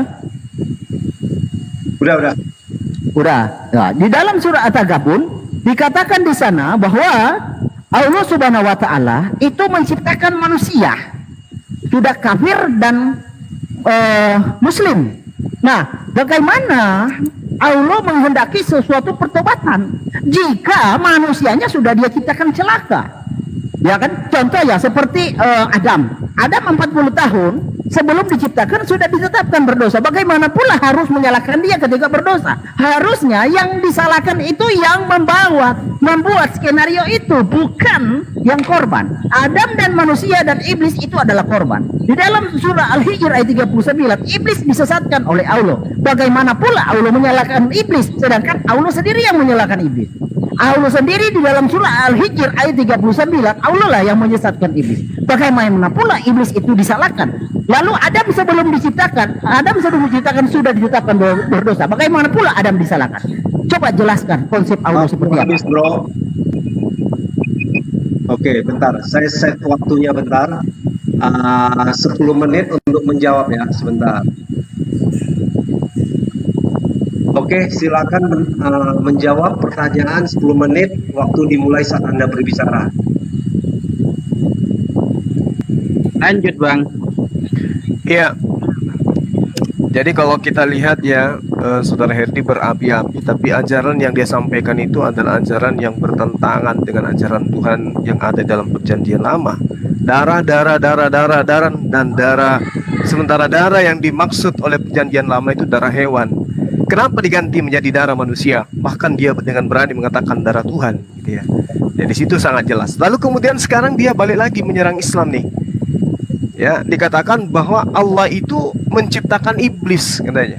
Padahal Sebentar. Pak Allah Amir. itu sebentar. menciptakan seluruh makhluknya kemudian sebelum sebentar. Adam itu diciptakan itu tidak ada Bang Zuma, pembangkangan. sebentar. Bang Zuma, Pak Amir, sebentar. Pak Amir Saya itu nggak suara paham. apa Pak Amir? Aduh, Pak Amir suara apa itu? Mengganggu. Suara apa? Bunyi Suara masih geruduk suara kayak nggak? gitu. Bunyi geruduk. Nah, sekarang udah clear. Oke, sorry bro, Ya. lanjut semua. Iya. Oke, Jadi silakan, Al-Qur'an Oke. menerangkan bismillahirrahmanirrahim wa iskala rabbuka lil malaikati inni ja'ilun fil ardi khalifah. Di sini iblis yang adalah juga serupa dengan malaikat karena dia dalam keadaan suci itu belum melakukan pembangkangan. Makanya yang diseru di sini siapa? Malaikat. Wa iz qala rabbuka lil malaikati inni ja'ilun fil ardi khalifah. Nah, kenapa kemudian dikatakan iblis itu berasal dari jin dan manusia? Karena itu tadi dari makhluk jin, para malaikat ini kemudian diantaranya ada yang membangkang perintah Tuhan. Yang membangkang perintah Tuhan ini yang disebut iblis. Qalu ataj'alu fiha may yufsidu fiha wa yasfiku dima wa nahnu nusabbihu bihamdika wa nuqaddisu lak. Qala inni a'lamu ma la ta'lamun. Lalu kemudian iblisnya itu ditanyai, kenapa engkau itu kemudian membangkang ketika ada perintah kepadamu untuk sujud kepada Adam? Apa yang dikatakan oleh malaikat yang adalah iblis, yang ada iblis yang diseru dengan seruan malaikat tadi? Aku lebih baik, ana khairum minhu. Aku lebih baik daripada dia. Khalaqtani, ya, kau menciptakan aku minar dari api. Wa khalaqtahu mintin, sedangkan dia kau ciptakan dari tanah. Ini cara iblis menyesatkan. Dari mana? Kalau kita melihat dari faedah, dari manfaat yang bisa dirasakan oleh manusia, lebih berfaedah tanah. Kalau kita ingin memilih gitu loh, daripada api. Kenapa dari tanah manfaatnya jauh lebih besar, jauh lebih banyak yang dimanfaatkan oleh manusia. Api hanya kecil saja. Tapi kalau tanah, manfaatnya itu jauh lebih berguna bagi kehidupan manusia. Meski api pun berguna, tetapi tanah, segala aspek yang dibutuhkan oleh manusia, sumbernya dari tanah. Tapi iblis mengatakan, ana khair minhu. Saya lebih baik daripada dia. Aku dari tanah kau cipta. Aku dari api kau cipta. Sedangkan dia dari tanah. Nah ini pemutarbalikan fakta. Satu kebenaran dianggap kedustaan. Satu kedustaan dianggap kebenaran. Tuhan sudah mengatakan bahwasanya penebusan dosa itu dengan darah hewan, darah hewan, darah hewan, darah hewan, berubah kemudian dengan adanya intrik yang dilakukan oleh iblis memasuki seseorang untuk mengajarkan kemudian bahwa darah hewan itu harus diganti dengan darah Tuhan. Dan malam ini kita lihat perwakilannya kembali menggaungkan bahwa Tuhanlah yang harus punya darah menjadi tumbal. Padahal katanya Tuhan itu adalah roh. Ternyata roh itu punya darah dan harus menjadi tumbal bagi dosa-dosa mereka. Nah, Al-Quran mengatakan seperti itu. Wa iskala rabbuka lil malaikati inni ja'ilun fil ardi khalifah. Semua makhluk Tuhan ketika belum diciptakan perintah kepada Adam, belum ada Adam alaihissalam, iblis yang adalah jin, yang adalah malaikat, itu adalah makhluk yang taat kepada Allah. Dia tidak pernah ingkar. Tapi ketika kemudian Adam dicipta, dia ingkar kemudian. Lalu sumpahnya, aku akan menyesatkan semua anak keturunan Adam, kecuali hanya sedikit dari mereka. Nah, bagaimana iblis itu menyesatkan? Dengan cara apa iblis itu menyesatkan anak keturunan Adam? Dengan dia pensiun dan memberikan wewenang selanjutnya kepada anak Adam untuk menyesatkan sesamanya manusia. Iblis pensiun, sekarang yang dilanjutkan oleh oknum Umumnya mengajarkan bahwa darah Tuhanlah yang harus tumpah untuk menebus dosa manusia. Makanya ketika perwakilannya ditanya, wahai saudara Herdi, di mana kau dapatkan ilmunya? Darah Tuhan yang harus menjadi tumbal. Ternyata data yang disajikan kemudian adalah dari kitabnya 1 Korintus 11 nomor 27 nomor 28. Padahal di situ maksudnya adalah Kurios. Bukan Tuhan, tapi Tuhan atau Yesus. Darah Yesus. Di mana dalilnya di dalam perjanjian lama seperti itu? Sedangkan kalau kita melihat di dalam Matius 8 nomor 4, Yesus memerintahkan orang sesamanya untuk melakukan persembahan yang sama seperti Musa. Tidak ada yang dicontohkan, tidak ada diperintahkan oleh Yesus bahwa darah, ketika dia mengatakan inilah darahku, inilah dagingku, ternyata yang dimaksud Yesus di sana anggur, daging yang dimaksud di sana roti. Tiba-tiba wakil daripada si iblis ini menggantikan anggur dan roti itu menjadi darah dan daging beneran, menjadi ajaran kanibal. Ini yang harus ditegaskan kepada umat manusia. Di mana iblis sekarang bertengger? Silakan Anda pikirkan. Silakan Dinda Wafi lanjutkan. Oke, bismillahirrahmanirrahim. Mas Herdi tadi coba kita fokus Mas Herdi ya. Kita fokus kepada masalah iblis. Jangan kemana-mana gitu. Biar tidak melebar. Nanti kayak tadi malam kan akhirnya Bas John Timothy kabur duluan gitu. Di dalam surah Al-Hijr ayat ke-39 ketika iblis mengatakan aghwaytani. Lafal aghwaytani, engkau telah menjadikan aku tersesat ya Allah. Nah, di dalam Al-Quran Mas Herdi, kalau Anda hanya nyomot-nyomot ayat, ya saya kembalikan kalimat ini ya, maka tidak akan bisa difahami. Kalau ayat itu masih bersinggungan dengan ayat setelahnya. Coba kita buka di dalam surah Al-Hijr ayat ke-40-nya. Di sana kan jelas, illa ibadaka minhumul mukhlasin. Kecuali orang yang tidak akan disesatkan oleh iblis, hamba-hambamu yang terpilih di antara mereka. Nah, surah An-Nisa menegaskan Mas Herdi, wa idza asabakum min hasanatin faminallah. Ketika kalian melakukan kebaikan berarti itu dari Allah. Wa idza asabakum min sayyi'atin famin nafsik. Ketika ada hal yang terjadi kejelekan pada diri kamu, maka itu dari diri kamu sendiri. Ini menunjukkan apa?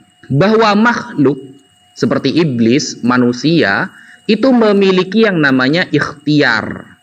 Nah, ikhtiar ini Allah memberikan makhluk ini akal sehingga dia bisa memilih mana yang baik, mana yang tidak. Kalau konsep iblis, karena dia sudah aba wastakbaro, di awal saya sudah menerangkan. Aba dia menentang, wastakbaro kemudian sombong. Akhirnya dengan kesombongan dan penentangan itu Allah menurunkan azab kepada dia. Dengan cara dia akan menjadi penyesat. Tanpa ada penentangan ya, tanpa ada kesombongan dari iblis, maka itu tidak akan terjadi. Beda dengan pertanyaan saya barusan Mas Herdi kepada Anda yang sampai detik ini tidak bisa Anda jawab. Ketika iblis tidak mengganggu Yudas, apakah Yudas menyerahkan Yesus? Kan tidak dijawab. Anda dari awal hanya membahas darah-darah di mana Tuhan dihakimi makhluknya sendiri itu ya. Ironis saya mendengar ya, karena Tuhan dihakimi makhluknya sendiri sampai antara Tuhan PL dengan Tuhan PB itu saling gontok-gontokan antara ayat dengan ayat yang lain. Karena hukumnya berbeda, perspektifnya berbeda. Nah, ketika Anda sibuk menjelaskan tentang darah, Anda lupa. Di sana ada ikut andilnya iblis. Nah, yang saya tanyakan itu kan bukan keikut andilannya iblis. Yang saya tanyakan, andaikan iblis tidak mengganggu Yudas, apakah Yudas bisa menyerahkan Yesus? Dan itu tidak Anda jawab sampai detik ini. Begitu loh. Sedangkan konsep iblis di dalam agama Islam itu sudah jelas. Ketika dia sudah menentang perintah Allah dan sombong, karena sombong ini termasuk dosa yang tidak diampuni oleh Allah Subhanahu wa taala. Kenapa? Karena sombong ini adalah satu sifat yang hanya bisa dimiliki Al-Khaliq, yang menciptakan. Kok dipakai sama iblis sifat itu? Makanya sombong termasuk ummul kabair, ibunya dosa-dosa besar, seperti itu. Sehingga ketika Anda membawakan surah Al-Hijr 39 tidak diteruskan sampai ayat ke-40-nya, ya blunder akhirnya. Seperti itu. Dan dalam memahami iblis, Herdi, Anda itu harus tahu istilah iblis dulu, begitu loh. Mungkin sekian dari saya. Oke, waktu menanggapi 8 menit sebentar. Saya set dulu ya. Aku jawab ya, Bro Herdi, sebentar ya. Oke, silakan saat Anda berbicara waktu akan dimulai. Silakan. Oke, kenapa aku turun kemarin? Karena kemarin punya kredit ada yang kesurupan gitu dan kejang-kejang. Jadi aturan mainnya nggak jelas gitu loh, yang sudah disepakati. Kemudian soal Yudas tuh manusia tuh punya free will Pak, tanpa iblis pun dia bisa berbuat jahat Pak, itu saja. Kemudian saya ingin tanyakan, mempertegas lagi pertanyaan dari Herdi. Ini Allah yang menyesatkan iblis, kemudian iblis menyesatkan Allah. Apakah Allah ini yang merencanakan untuk menyesatkan manusia itu loh? Enggak dijawab itu loh pertanyaannya. Juga di ayat ini Allah QS 6123, Allah yang jadikan orang-orang jahat. Maksudnya apa itu? Berkorelasi melalui iblis gitu loh. Kemudian di QS 17, iblis tidak mau menyembah Allah. Ya memang benar, karena yang disuruh kan malaikat. Apakah iblis termasuk golongan malaikat? Perintahnya gimana? Diikutin salah, iblisnya nggak diikutin salah. Gimana ini maksudnya? Kemudian ditanyakan lagi nih, dan tidak ada seorang pun yang beriman kecuali dengan izin Allah. Apa maksudnya ini nih? Karena ini berkorelasi dengan iblis gitu loh. Memang sengaja Tuhan menyuruh iblis untuk menggoda manusia sehingga manusia tersesat. Tetapi yang menyesatkan iblis siapa dulu? Berarti manusia disesatkan sama Allahnya sendiri gitu loh. Lanjut Bro Herdi. Oke, ini kan tentang kata akwaitan nih. Bukan engkau memutuskan aku sesat, ya? Jadi seolah-olah iblis itu bersalah dulu baru Allah mengatakan dia sesat. Bukan. Kata akwaitani, ya, akwaitani itu di sini, Bro. Nah, kita bahas sesuai interlinear ya. Akwaitani, engkau telah menyesatkanku, ya. Bukan memutuskan aku sesat, tetapi Allah lah yang menyesatkan iblis. Sama seperti Allah menyesatkan menetapkan Adam, ya, sebelum dia diciptakan.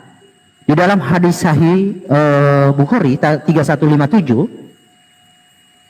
hadis sahih Bukhari 3157, Adam sebelum diciptakan 3157 sudah ditetapkan berdosa. Jadi gini kawan, kalau Adam sebelum diciptakan lalu sudah dinyatakan berdosa, lalu ketika Adam berdosa, Adam tidak boleh disalahkan. Yang wajar, yang pantas disalahkan yang membuat skenario itu, yang membuat ketetapan itu. Gini, Adam dan Nabi Musa berdebat.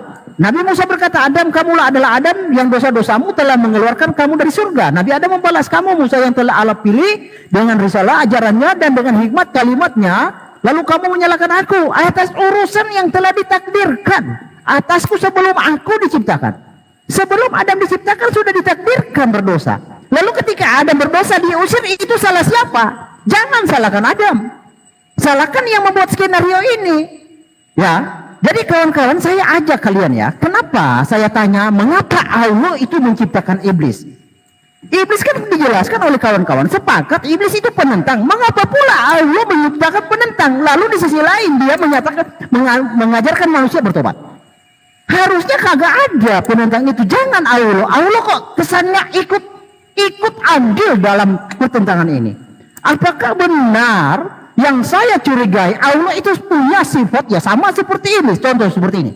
Barang siapa ya di sini Allah mengadakan setan. Barang siapa yang berpaling dari pengajaran Tuhan yang Maha Pemurah, kami adakan baginya setan. Ya, menyesatkan, maka setan itulah yang menjadi teman yang selalu menyertainya. Ya, ini di surah As-Zukhruf ayat 36. Lalu di surat Maryam ayat 83. Tidakkah kamu lihat bahwasanya kami telah mengirim setan-setan? Bagaimana Allah bisa mengirim setan? Itu kepada orang-orang kafir untuk menghasung mereka berbuat maksiat dengan sungguh-sungguh. Harusnya Allah mengajarkan orang-orang bertobat, bukan berbuat maksiat. Bagaimana bisa Allah punya sifat yang sama dengan iblis? Bagaimana kawan-kawan itu salah? Apa mungkin kalian salah mengenali Allah? Allah punya sifat yang sama dengan iblis. Contoh di sini ya, di dalam surah 6, bentar ya. Di pause dulu waktunya, bro.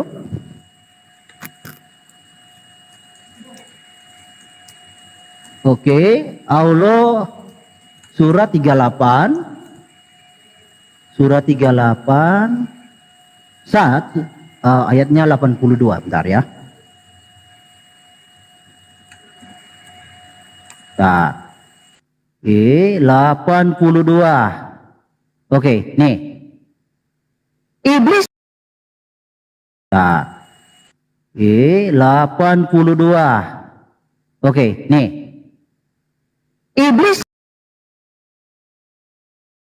82. Oke, nih. Iblis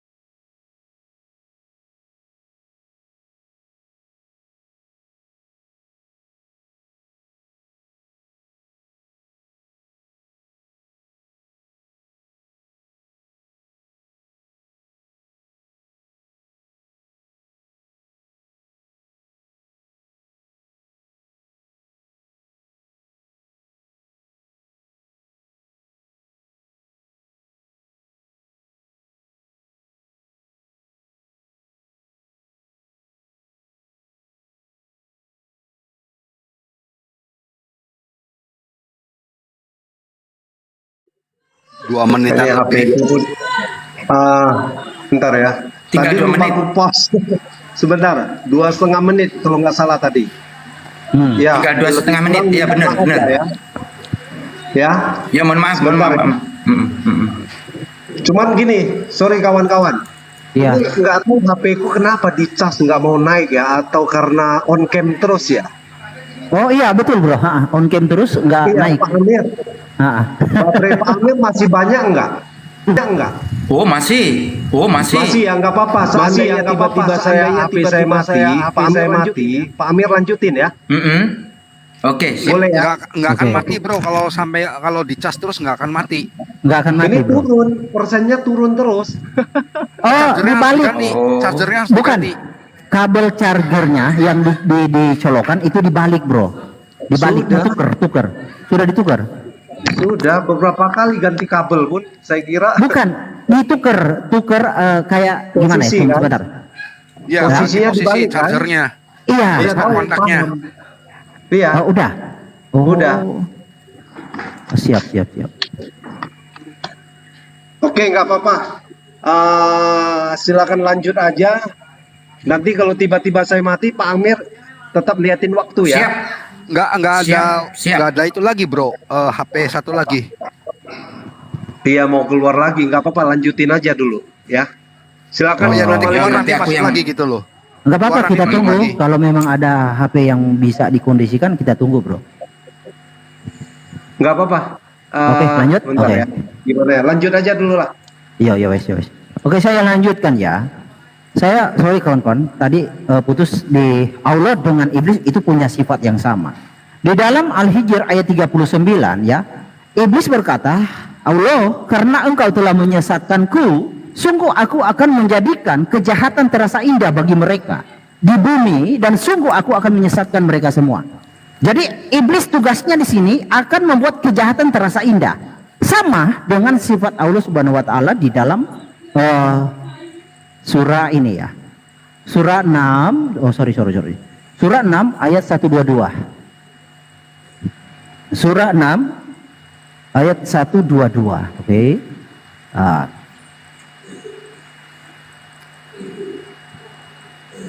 Oke, 122. Nih. Nah, apakah orang yang sudah mati lalu kami hidupkan diberi cahaya yang membuatnya dapat berjalan di tengah-tengah orang, banyak seperti orang yang berada dalam kegelapan sehingga dia tidak dapat keluar dari sana? Demikianlah dijadikan terasa indah bagi orang-orang kafir apa yang mereka kerjakan. Sebenarnya di sini ada kata kami, kata nunnya ya. Jadi demikianlah kami jadikan. Nah, coba kita lihat di dalam Quran yang lain ya. Contoh. Nah, demikianlah kami jadikan orang yang kafir itu memandang baik apa yang telah mereka kerjakan. Jadi Allah membuat apa orang baik kerjakan, kejahatan orang baik orang kafir kerjakan, kejahatan yang dikerjakan oleh orang kafir dipandang baik, dibuat oleh Allah dipandang baik. Allah punya sifat yang sama dengan iblis. Bagaimana kalian bisa membedakan? Nah, contoh di dalam surah 2 ayat selanjutnya.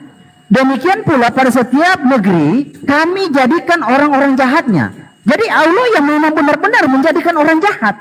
Lalu di satu sisi Allah menuntut orang itu bertobat, dan kurang kerjaan namanya. Sebagai pembesar agar melakukan tipu daya di sana, padahal mereka hanya menipu diri sendiri tanpa menyadarinya.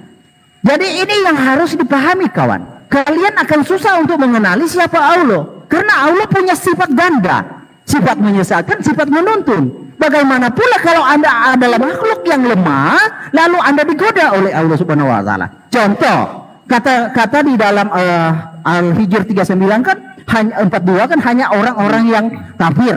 Lalu orang sedikit waktunya ya. Tapi ya yang saya tekankan bahwa kenapa Allah itu menciptakan iblis? Kenapa? Waktu habis. Sebentar.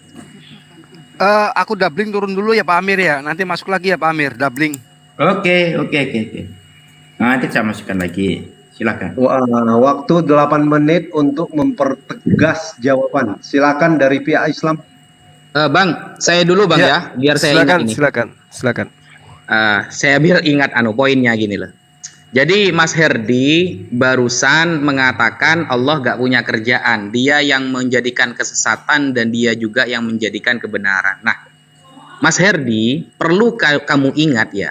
Kalau konsep seperti itu sebenarnya ada di dalam kitab Anda, jangan dibawakan kita, gak laku Mas Herdi, gitu loh. Kenapa? Saya jawab dulu secara perspektif Islamnya ya. Allah ketika menyuruh iblis sujud, dia aba wastakbaro, menentang dan takabur, sombong, sehingga Allah memberi izin. Tanpa izin Allah dia tidak akan bisa menyesatkan. Allah memberi izin ketika iblis mengatakan Robbi arini anzur ilai, ya Allah berikan aku kesempatan hidup sampai hari kiamat, seperti itu, untuk mengganggu manusia. Oke, Allah kasih izin. Ini namanya Tuhan, gitu loh. Kemudian di dalam surah Al-Baqarah ayat 213, di sana secara tegas mengatakan, kanan nasu ummatan wahidah. Dulunya manusia itu adalah umat yang satu. Faba'athallahu nabiyyin. Kemudian Allah mengutus para nabi. Tujuannya apa? Mubasyirina wa mundzirin. Menyampaikan kebenaran dan mewanti-wanti atas kemaksiatan. Wa anzala ma'ahumul kitaba bil haqqi, dan Allah menurunkan kepada para nabi itu kitab yang menerangkan tentang kebenaran. Tujuannya liyahkuma bainan nas, untuk menghukumi di antara manusia fi makhtalafu fihi, antara apa-apa yang mereka perselisihkan. Itu tujuan Allah menurunkan para nabi. Nah, konsep yang Anda baca dari tadi sebenarnya itu ada dalam kitab Anda sendiri. Coba kita buka contohnya di dalam 1 Raja-Raja nomor 22 ya, pasal 22 nomor 23. Di sana dikatakan, karena itu sesungguhnya Tuhan telah menaruh roh dusta, duar. Tuhan telah menaruh roh dusta kepada siapa? Ke dalam mulut semua nabimu ini. Siapa berarti yang nyuruh kesesatan? Siapa yang menyuruh berdusta? Siapa yang nyuruh bohong-bohong? Siapa yang nyuruh comot-comot? Tuhan Anda gitu loh. Karena roh dusta itu datang dari Tuhan Anda ke semua nabimu ini, sebab Tuhan telah menetapkan untuk menimpakan malapetaka kepadamu. Duar. Ternyata kamu ketabuk kitab kamu sendiri, Herdi. Kenapa Tuhan menimpakan malapetaka kepada apa yang telah Tuhan perbuat ke makhluknya? Tuhan kan menaruh roh dusta ke makhluknya, terus Tuhan kesal sendiri. Tuhan yang naruh roh dusta, ternyata Tuhannya yang menyesal gitu loh. Kan lucu, Tuhan macam apa ini? Lalu membuat malapetaka ke makhluk tersebut. Ini kan konsep apa-apaan ini namanya. Tuhan kok ngakalin makhluknya sendiri, sehingga Tuhan punya kepuasan menimpakan malapetaka ke ciptaannya. Bukankah Tuhan ini juga mempunyai sifat yang sama seperti iblis kalau seperti itu? Ya sama seperti iblis kalau begitu. Jadi Tuhan yang menyesatkan, Tuhan yang kesel sendiri, marah sendiri, menurunkan malapetaka sendiri. Aneh. Dan Tuhan juga yang menyesatkan dan menuntun di dalam kitab Anda itu. Kamu buka di dalam 2 Tawarikh 18 nomor 22. Karena itu sesungguhnya Tuhan telah menaruh roh dusta ke dalam mulut nabi-nabimu ini. Jadi Tuhan ya yang menaruh roh dusta ya ke nabi-nabimu ini, sebab Tuhan telah menetapkan untuk menimpakan malapetaka kepadamu. Lucu itu ya konsepnya Tuhan Anda ya, yang naruh kesesatannya Tuhan, yang marah-marah kesel Tuhannya, yang ngasih malapetaka Tuhannya. Sekian, selamat datang di kebenaran. Lanjut Bang Zuma. Iya, jadi sudah sangat jelas ya bahwasanya Allah itu memerintahkan, tidak lantas kemudian menempatkan iblis itu di neraka. Memerintahkan untuk bersujud. Dia yang sombong, dia yang enggan untuk bersujud karena menganggap dirinya itu adalah bangsa yang lebih mulia. Ya sama seperti penerusnya, diperintahkan bersujud gak mau karena merasa dirinya lebih tinggi katanya, ajarannya dari Yerusalem katanya, gak mau sujud kepada Tuhan. Nah, terkait dengan apa yang Anda jabarkan tentang Al-Quranul Karim, pahami, kalau Anda mengatakan Allah dan iblis itu tidak bisa dibedakan, justru di kitab Anda itu yang nyata. Tuhan Anda itu yang itu. Contoh, kita lihat. Tuhan Anda adalah roh. Iblis juga adalah roh. Seperti apa Anda membedakan? Bingung kan? Tidak bisa Anda membedakan itu. Nah, lalu kemudian berdasarkan dalil. Coba Anda lihat di dalam Matius 4 nomor 1. Maka Yesus dibawa oleh roh ke padang gurun untuk dicobai oleh roh iblis. Iblis ini roh. Yang membawa Yesus juga adalah roh. Dan Tuhan Anda adalah roh. Tuhan Anda di sini yang mana ini? Semuanya roh di sini. Yang membawa Yesus kepada roh adalah roh. Yang mencobai Yesus adalah roh. Yang membawa Yesus juga adalah roh. Tuhan Anda yang mana? Bingung kan? Ya bingung. Lalu kemudian di dalam Lukas 22 nomor 31. Cimon, lihat. Iblis sudah diberi izin untuk menguji kalian. Seperti gandum dipisahkan dari kulit sehingga yang baik dipisahkan dari yang buruk. Iblis diberi izin untuk menguji. Ternyata yang menguji itu adalah iblis. Oke? Mazmur 66 nomor 10 nomor 12. Sebab engkau telah menguji kami ya Theos. Oh, Theos yang menguji ternyata. Sementara di dalam Lukas 22 nomor 31 yang menguji itu adalah iblis. Ini yang mana ini Tuhan kamu ini? Ya. Lalu kemudian di dalam Yeremia 9 nomor 7, di situ juga Tuhan Theos menguji manusia. Zakaria 13 nomor 9, Theos juga menguji manusia. Maleakhi 3 nomor 3, Tuhan juga menguji manusia. Roma 5 3 sampai 4 juga demikian adanya. Yakobus juga demikian adanya. Jadi Tuhanmu dengan iblis itu bedanya yang mana? Dia yang datang mengatakan perintah kepada Adam. Kemudian perintahnya dilanggar oleh Adam. Lalu dampak daripada dosa itu merembes sampai ke anak turunannya. Sudah begitu, dia sendiri yang datang mati di atas tiang salib. Datang bunuh diri, dibunuh oleh manusia. Ini Tuhan atau apa sih? Itu yang Anda harus pahami. Justru Anda yang harus berpikir di sana. Kalau kami di Islam itu sudah final. Ya, sudah final di Islam itu. Bahwasanya ketika manusia itu mentaati perintah Allah, Allah yang jadi sandaran, maka posisi kami adalah sebagai seorang muslim yang mendudukkan Tuhan pencipta langit dan bumi satu-satunya yang harus ditaatin. Sedangkan di dalam kitab saudara, seperti yang saya uraikan pertama kali saya bertanya, siapa yang mengajarin Anda menebus dosa dengan darah manusia? Kata Anda tidak ada di dalam kitab kami. Tapi Paulus yang mengajarkan itu. Makanya Yesus mengatakan, waspadalah kepada ahli Taurat, waspadalah kepada orang Farisi, waspadalah kepada orang munafik. Mereka menjelajahi daratan, menyeberangi lautan, mentobatkan orang asing untuk masuk ke dalam agamamu. Dan 2 kali lebih jahat daripada ahli Taurat itu sendiri. Agama mana yang didirikan oleh ahli Taurat? Oke. Silakan. 2 menit buat pihak muslim bertanya ya. Ini sesi kedua ya. Oh, sisi kedua. Oke, lanjut. Iya, sesi 2 kedua. menit bertanya. Silakan bertanya, waktu dimulai saat Anda berbicara. Lanjut Bang. Mau nggak Bang Juma? Oh ya, masih pertanyaan saya masih yang tadi ya. Di dalam Yohanes 8 nomor 44, di situ Yesus dengan sangat jelas sekali, iblislah yang menjadi bapakmu. Berarti ada golongan dari pengikut Yesus yang menjadikan manusia itu sebagai bapaknya. Kamu ingin melakukan keinginan-keinginan bapakmu. Nah sekarang, keinginan siapa yang bertentangan dengan keinginan sang bapak yang diajarkan oleh Musa? Bapak yang mengajarkan Musa menginginkan korban dengan darah hewan. Bapak yang diwakili oleh Paulus itu adalah bapak yang menginginkan darah Tuhan. Sekarang pertanyaan saya kepada saudara Herdi.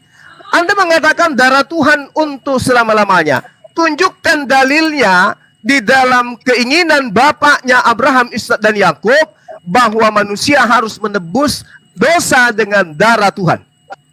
Tunjukkan dalilnya. Jangan Anda tunjukkan dalil dari bapak Anda, yaitu Paulus. Silakan. Oke, pertanyaan saya yang di awal ya, yang belum terjawab ya. Tanpa iblis, Yudas menyerahkan Yesus atau enggak? Begitu. Tapi pakai dalil ya, jangan hanya asumsi gitu loh. Kalau Mas John Timothy kan biasanya asumsi gitu. Jadi pakai dalil gitu. Jadi iblis bisa enggak tanpa iblis, Yudas apakah dia akan menyerahkan Yesus atau tidak? Seperti itu. Karena nanti akan berkepanjangan itu masalahnya. Monggo, lanjut. Oke, 2 pertanyaan ya. Sebentar. 2 pertanyaan. Sebentar. 10 menit untuk menjawab. Oke, waktu dimulai saat Anda berbicara. Silakan. Oke, aku jawab dulu ya.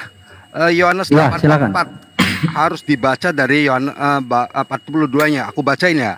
Kata Yesus kepada mereka, "Jikalau Allah adalah Bapamu, kamu akan mengasihi aku sebab aku keluar dan datang dari Allah, dan aku datang bukan atas kehendakku sendiri melainkan Dialah yang mengutus aku.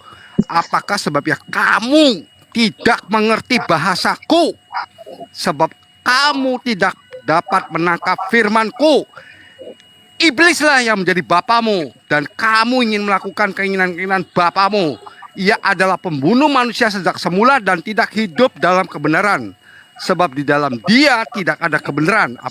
Apabila ia berkata dusta, ia berkata atas kehendaknya sendiri. Sebab ia adalah pendusta dari bapa segala dusta. jelas dari 42 dibacanya kalimat ini. Kemudian soal Yudas. Nah, ini Wafi, asumsi bagaimana dari tadi sudah dikatakan bahwa manusia itu punya free will. Justru Anda yang tidak pernah menjawab pertanyaannya saya, lari-lari terus dari pertanyaan saya. Yaitu kenapa itu Allah yang menyesatkan iblis?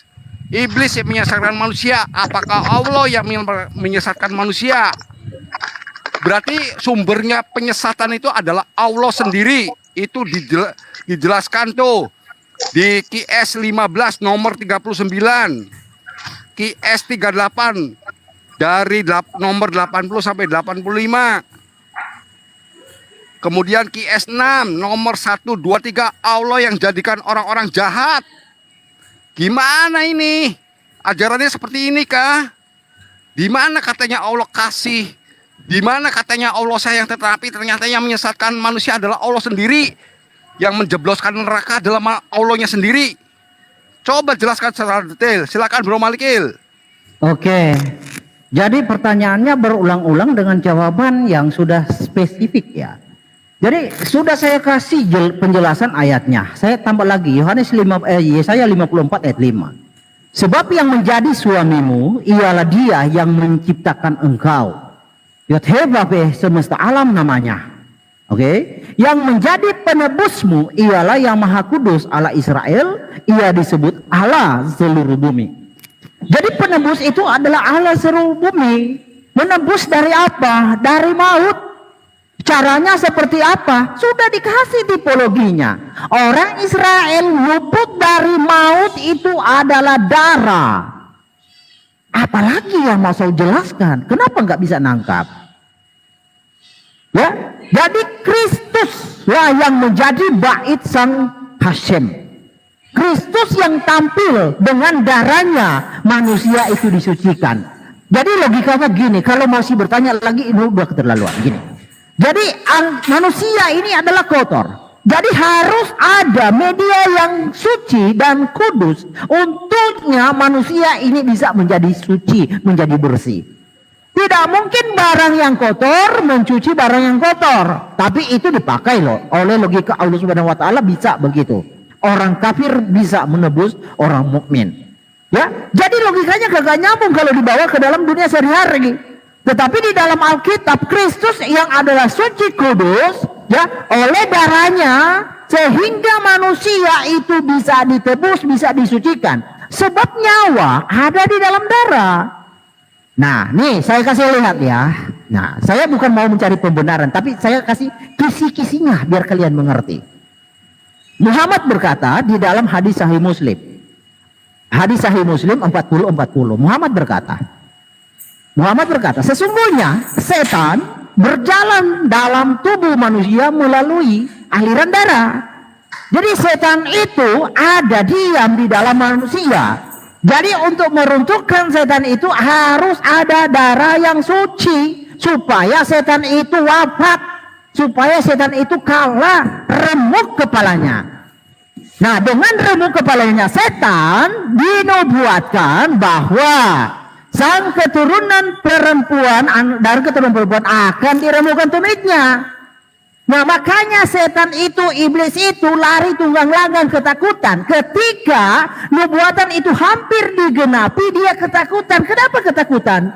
Karena takut ketika nubuatan itu digenapi, dia akan diremukkan kepalanya. Nah, lalu bagaimana dengan meremukkan tumitnya? Itulah yang selalu ditanya dengan oleh Bro Wafi bahwa iblis itu punya andil, punya ini. Tidak, nubuatannya iblis akan meremukkan tumitnya. Yang ditanya berulang-ulang sudah dijawab tadi. Sekalipun Yudas itu tidak dirasuki iblis, ada suatu nubuatan yang sudah menyatakan itu. Dan itu terjadi. Nah, dalam pemahaman kita ini, iblis itu sangat identik. Ya, sangat identik berseberangan dengan pengajaran Tuhan. Tuhan membuat ketetapan bahwa penebusan itu dengan darah. Bukan dengan potong, lalu darahnya dibuang di silokan, itu bukan kehendak Tuhan. Islam tidak mengenal hal ini. Lalu siapa yang ngajari Islam ketika berkurban darahnya dibuang di silokan? Siapa yang ngajari itu? Padahal media yang mengadakan pengampunan itu darah. Islam dapat ajaran dari mana? Nah, saya tidak mau jawab, kawan-kawan bisa melihat pengajaran siapa yang dilakukan oleh Islam. Karena Tuhan yang benar melakukan, menetapkan bahwa pengampunan itu ada di dalam darah. Dan di dalam kitabnya orang Yahudi maupun kekristenan sama. Mesias itu isinya penyuci, pemurni. Jadi dengan darahnya manusia disucikan, bukan dengan apa-apanya, tapi dengan darah. Jadi harus paham benar. Jadi susah kita kalau diskusi kalau tidak paham Tuhan, ketetapan Tuhan yang benar. Sulit. Nah, lalu ke dalam tadi apa yang saya bawakan tentang Quran. Kawan kita itu lari kepada raja-raja, ya. Bro, itu baca ayat sebelumnya. Roh jahat itu, ya, berdiri di hadapan Tuhan, dia menawarkan diri untuk menghasut karena orang-orang di situ sudah lepas dari Tuhan. Jadi gini, Tuhan kami itu punya free will. Jadi kalau you melepaskan diri dari perlindungan Tuhan, iblis yang menggantikan posisi ketika Tuhan, you sudah tidak mau lagi pakai Tuhan, you sudah tidak percaya lagi Tuhan. Iblis menggantikan diri. Itu ayat itu udah jelas, tidak perlu saya jelaskan lagi panjang lebar. Di ayatnya 3 ayat sebelumnya dan 2 ayat setelahnya itu baca itu udah jelas. Jadi beda dengan apa yang di dalam Quran tadi. Allah Subhanahu wa taala itu mengirim setan. Setan dijadikan rasul, arsalna. Bahkan setan itu dipelihara. Bagaimana bisa Anda mengimani Tuhan yang memelihara setan dan mengutus setan? Bagaimana Anda bisa meyakinkan saya Islam itu agama benar jika cara mengajarnya itu 50-50? Satu sisi mengajar kebaikan, satu sisi mengajarkan kejahatan. Bagaimana Anda bisa percaya itu? Tuhan yang benar itu murni mengajarkan, menuntun manusia ke arah yang lebih baik. Bukan menggiring manusia ke arah yang tidak baik. Pak John mau tambahkan silakan. Oke, justru di sinilah yang akan dikatakan timernya dulu teman-teman, itu sudah habis baterainya. Oke. Saya gantikan tadi sudah menit ke berapa ya? 203. Ya? Tinggal 203. 203. Oke. 02. Bentar Kang, bentar. Tak setting dulu. Naikin aja kawan-kawan muslim yang mungkin bisa berpartisipasi sebagai timer, Pak Amir. Oke. Pak Amir nggak ribet. Naikin aja kawan-kawan muslim. Iya. Oke, saya ini kan. Siapa yang mau jadi timer? Oh, ini bercerah diri dia pental saja dia. Dia naik lagi kok, nggak apa-apa. Nah itu. oh iya. Sorry, lowbat benar-benar. Tadi ganti HP ini. Jadi masih bisa? Waktu masih belum berhenti sih, sebentar. Masih terus Dua- jalan tadi. sempat 203 berhenti di- tadi. Hah? 203 tadi. 203 ya? Iya. Wah, Sebentar. Ganti 203. 203 ya. Oke ya, sebentar ya. Sorry ya kawan-kawan ya. aman.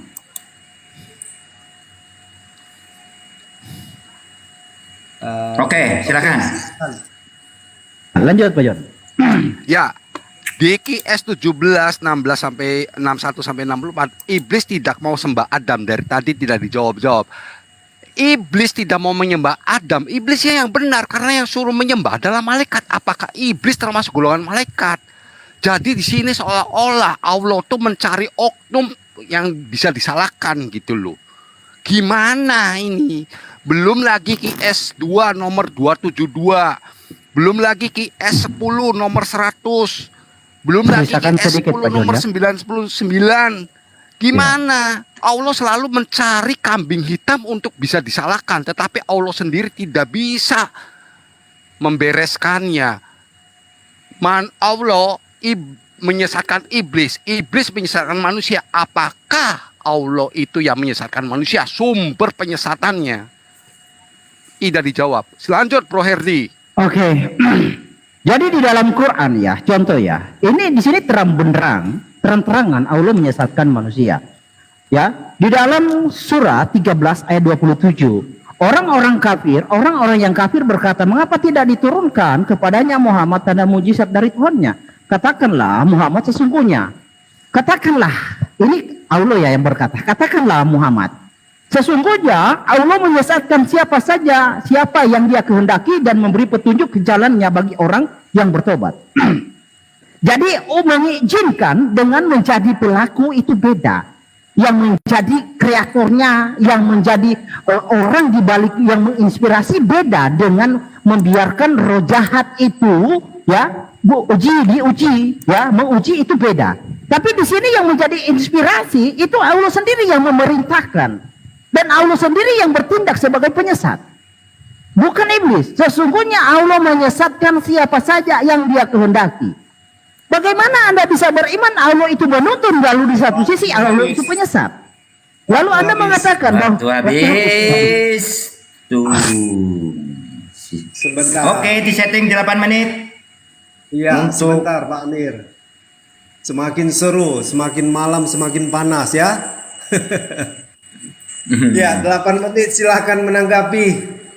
Oke, silakan tanggapi Bang Juma dengan semangat. Iya. Jadi dalil terakhir yang dibawa oleh Herdi itu justru membuktikan Al-Quran itu valid, benar, dan tidak bisa diragukan oleh orang yang punya akal sehat.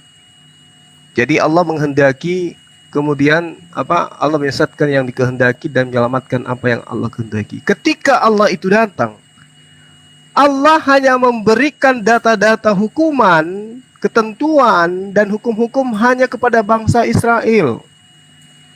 Bagaimana dengan bangsa yang lain?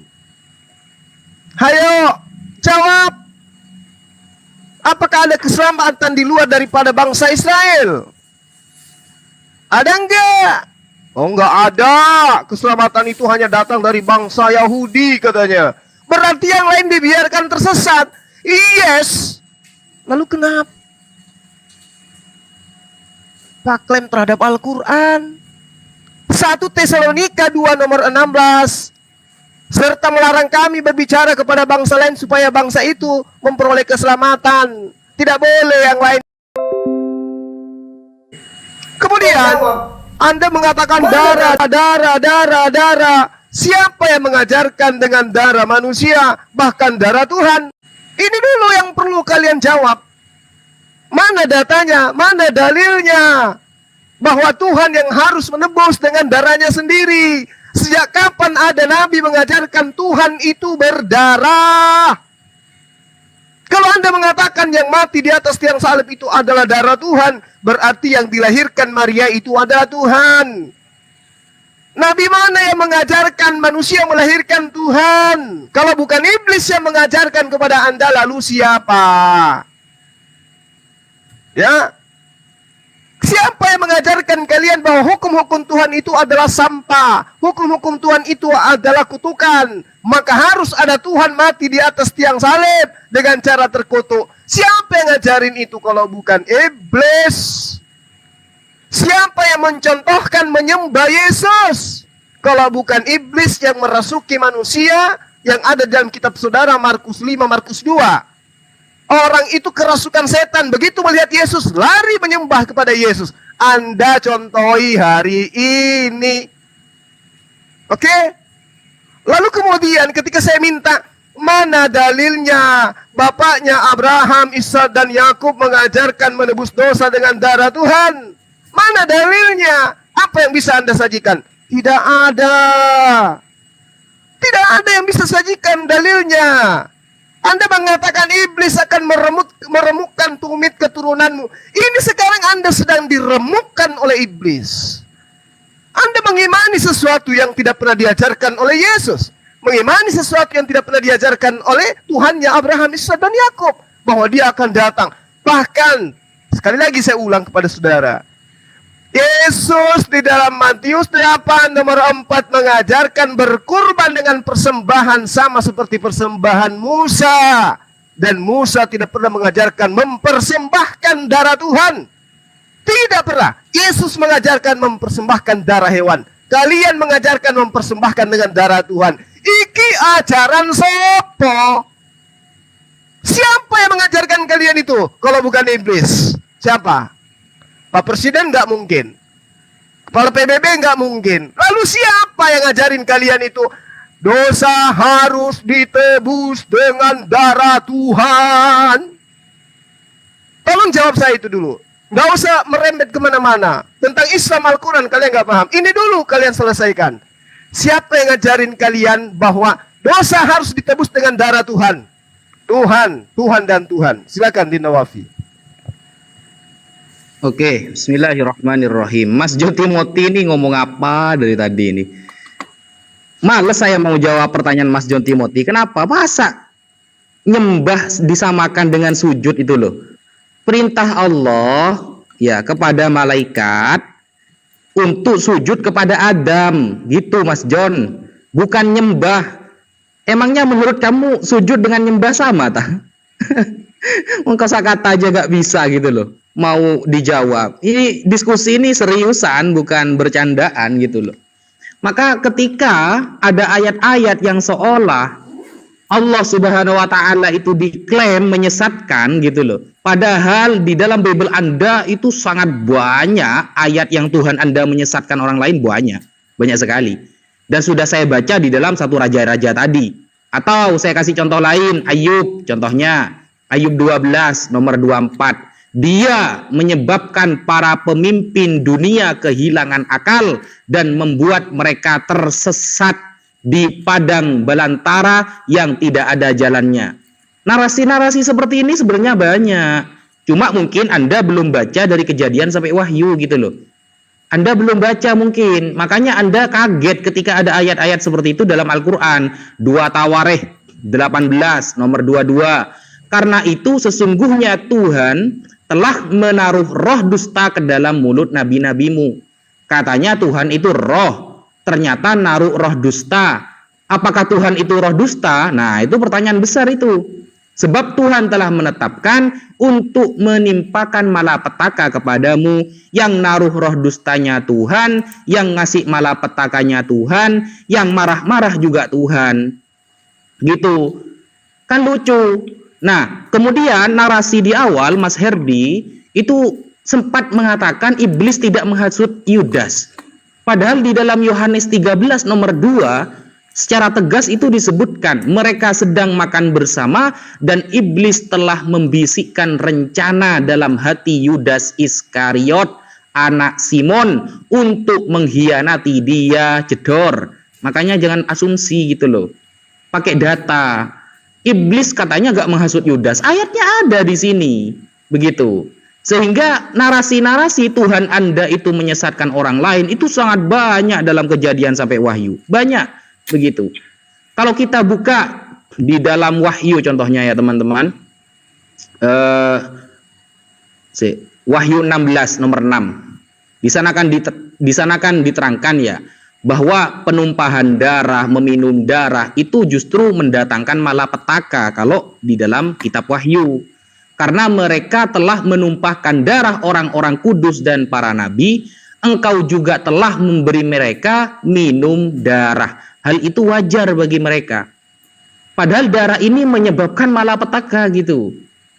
Sedangkan Yesus ini darahnya di mana dalilnya? Yang saya tanyakan dalilnya itu di mana? Penumpahan darah harus Tuhan itu di mana gitu.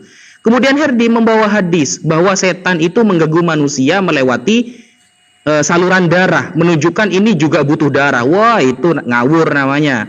Cara iblis ya mengganggu manusia melalui peredaran darah. Gak ada kaitannya sama darah dalam Bible Anda gitu loh. Sekian dari saya. Oke. Waktu bentar. 8 menit untuk mempertegas lagi jawaban. Silakan. Ya, aku jawab dulu ya. Ada ketakutan dari teman-teman Islam kalau kita mempelajari soal Islam gitu loh ya. Bukan urusannya. Ya, itu terserah kamu lah. Mengenai Israel itu coba dibaca di Efesus 2 ayat 12 bahwa waktu itu kamu tanpa Kristus tidak termasuk kewarganegaraan Israel dan tidak mendapat bagian dalam ketentuan-ketentuan yang dijanjikan, tanpa pengharapan dan tanpa Allah di dalam dunia. Tuh Israel, bro. penebusan dengan darah itu bisa dibaca di Matius 26 ayat 28. Itu sendiri Tuhan Yesus yang mengatakan. Aduh, nggak pinter-pinter. Sebab inilah darahku, darah perjanjian yang ditumpahkan bagi banyak orang untuk pengampunan dosa. Catat salah satunya, banyak ayat-ayat dalam Alkitab. Ya inilah susahnya. Kemudian dalil penebusan dosa itu saya bilang dicatat Kejadian 3 ayat 21. Justru itu Wafi tidak pernah menjawab maupun Zuma juga tidak pernah menjawab. Gimana? Gini, kita ulangi lagi gitu loh. Allah menyesatkan iblis. Iblis menyesatkan manusia. Berarti dalangnya siapa ini? Oknum utamanya siapa? Gitu loh yang menyesatkan manusia. Apakah Allah yang menyesatkan manusia? Akhirnya sengaja menyesatkan manusia. Dijelaskan dong, bukan malah menjawab bertele-tele. Coba dibaca lagi. Ya kan? Quran 17. Nomor 61 sampai 64. Quran 10 99. Quran 10 ayat 100. Aduh, gimana sih? Lanjut Bro Herdi. Waktu saya stop, ini Malikil kenapa ini? Kepental ya? Oh, ada kepental dia. Kepental.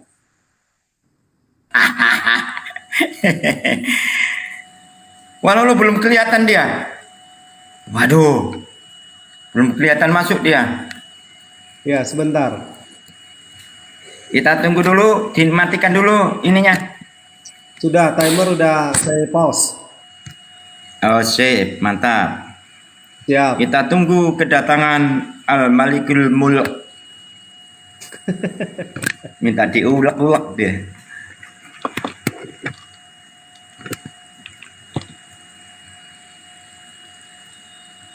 Ah, ini sudah ada, masuk. Sudah ya. Silakan masuk. Iya, sorry, akun yang tadi kena azab, kena ban. Nah, Iya. tuh. Iya. Tuh. Gak apa-apa, aman. Ah. Wah, ini roh kudusnya. Gak apa-apa, kawan-kawan yang suka ngeban, saya punya 10 akun kok. Jadi masih ada 9. Ini nanti saya masuk lagi dengan 1. Gak apa-apa ya. Oke. Lanjut yang tadi ya. Saya open cam dulu ya. Ya. Ya. Oke, di sini. Jadi kawan-kawan muslim yang mau ngeban ya gak apa-apa. Saya punya masih 9 akun lagi. Nah.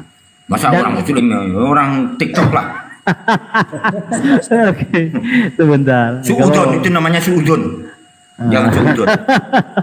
Oke. Ya, nggak apa-apa Pak Amir, kita ngopi ya, ngopi dulu. Ya, oke. Kita baca di dalam Sakaria, ya. Sakaria 9 ayatnya yang ke-11. Mengenai engkau oleh karena darah perjanjianku.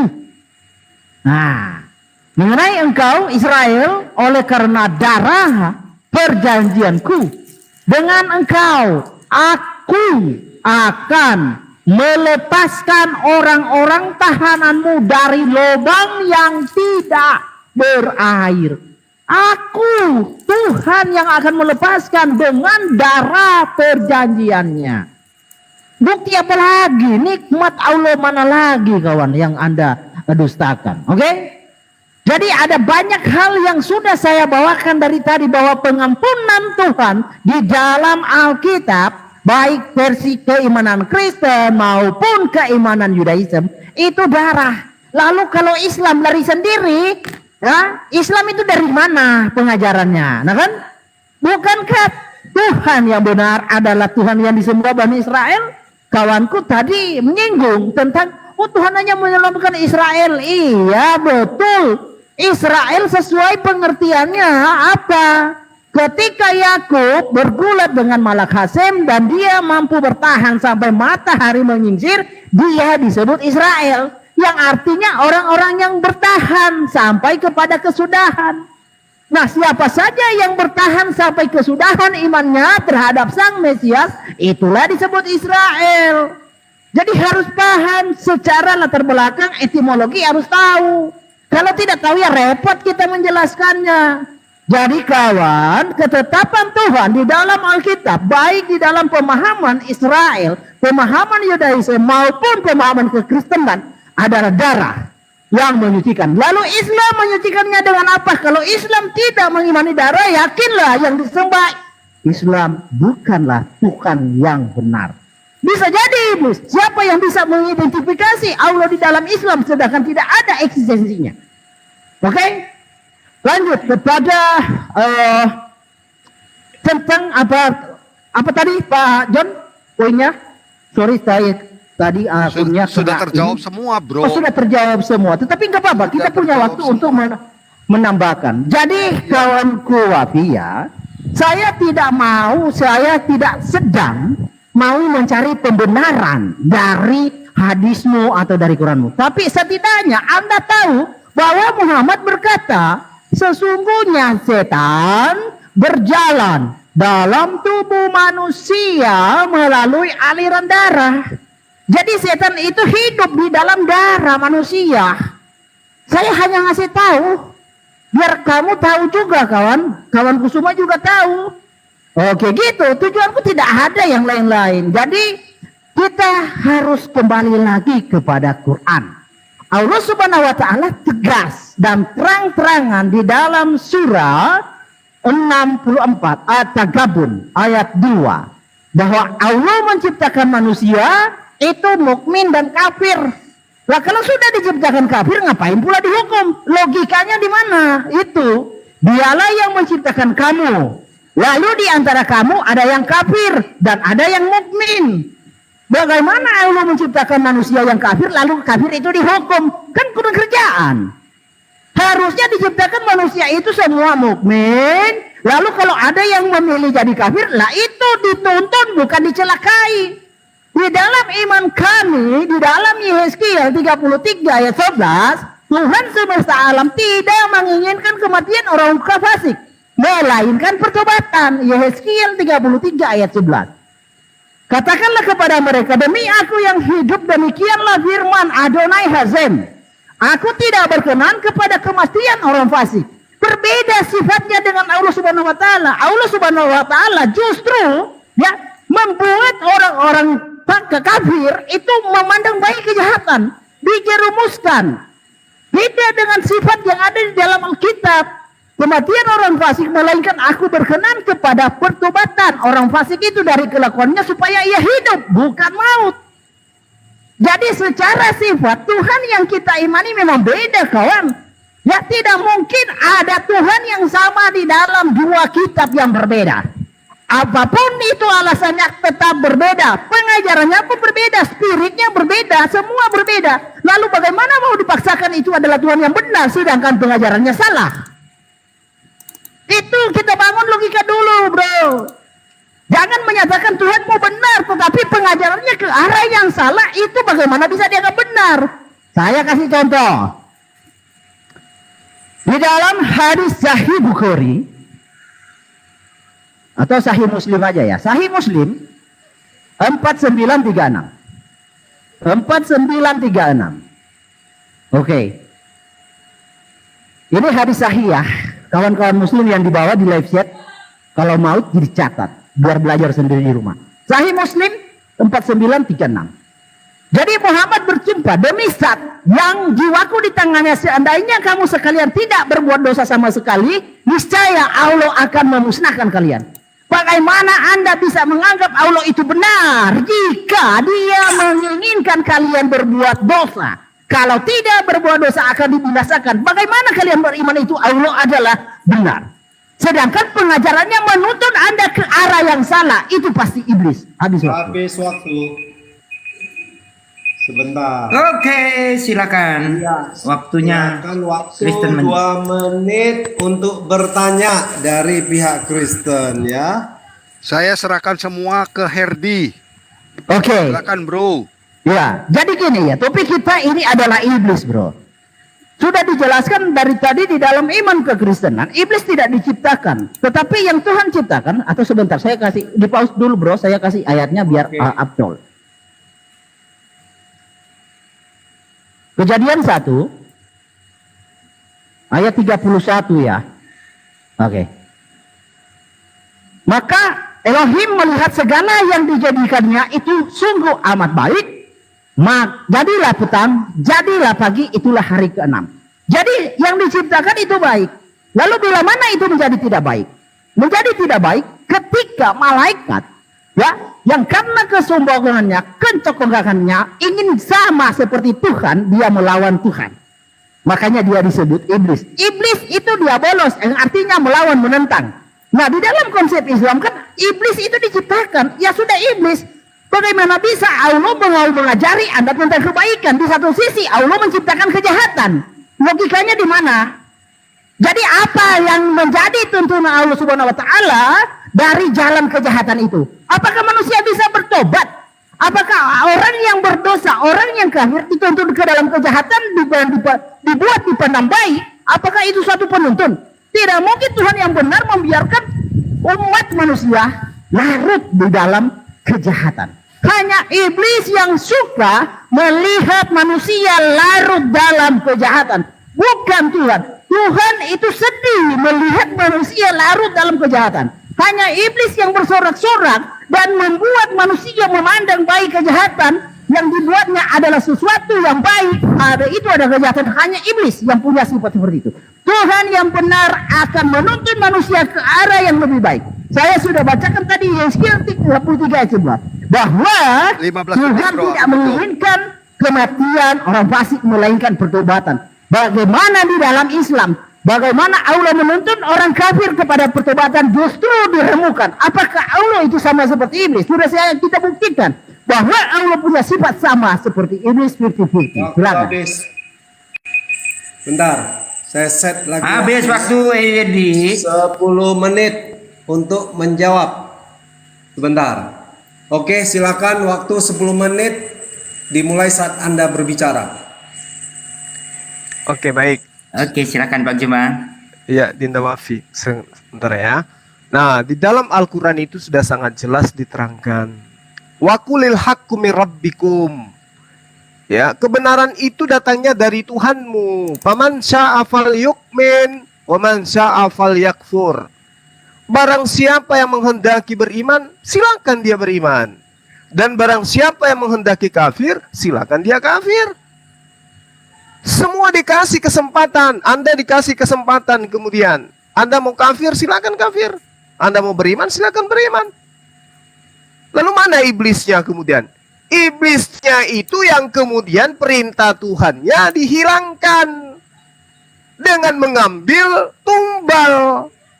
Makanya pertanyaan kita, mana dalilnya Tuhan itu menjadikan dirinya sebagai tumbal? Anda tidak mampu menunjukkan. Anda hanya mengatakan darah perjanjianku, darah perjanjianku.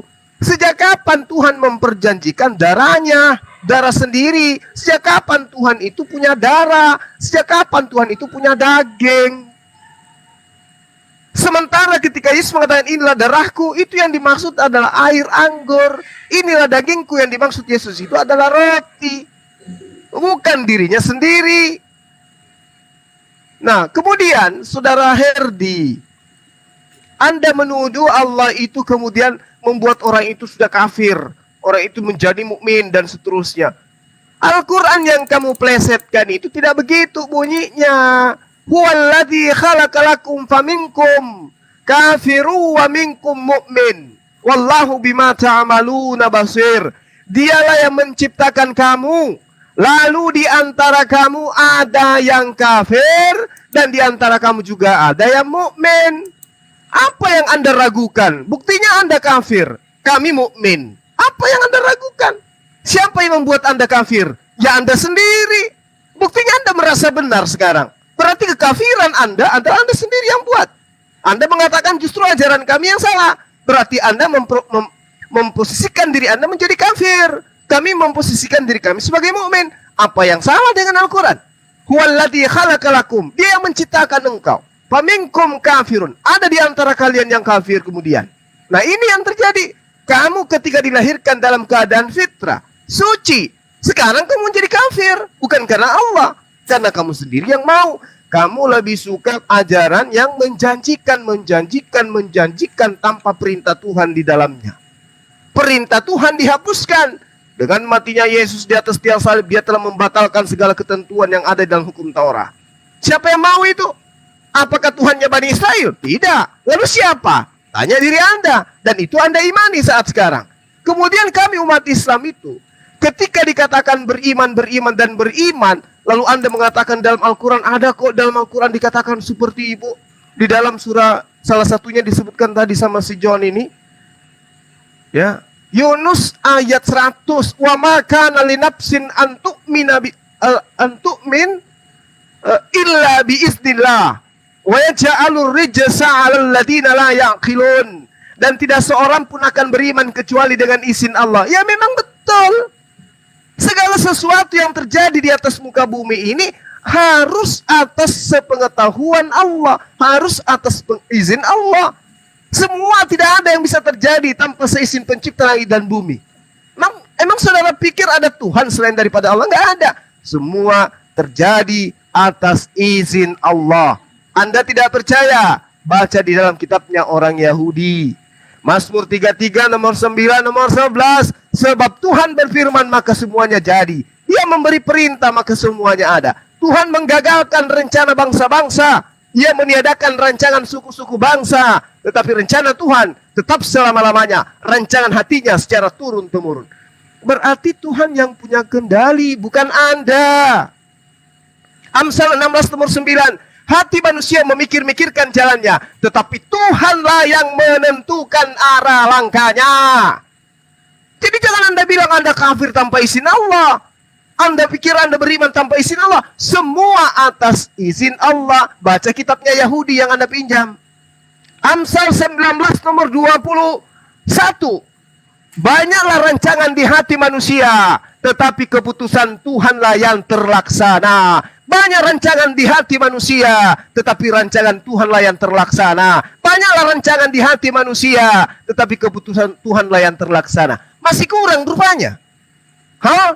Tidak ada yang bisa beriman tanpa izin Allah. Itu adalah Tuhan. Dan imani sepenuh hati, maka dia akan diselamatkan. Nenekmu kiper. Enak aja dengan berkata Yesus adalah juru selamat, maka orang akan diselamatkan. Nenekmu kiper. Dari mana sumbernya itu? Ajaran Tuhan itu justru mengatakan banyak rancangan di hati manusia, tetapi keputusan Tuhanlah yang terlaksana. Hati manusia memikir-mikirkan jalannya, tetapi Tuhanlah yang menentukan arah langkahnya. Ini ajaran siapa yang ngajarin kalian tuh? Ya, dengan mengimani Yesus mati di atas tiang salib, maka kita akan diselamatkan. Di mana pokok ajarannya? Sedangkan menuhan, timer waktu. Silakan Dinda Wafi. Maaf. Oke. Bismillahirrahmanirrahim.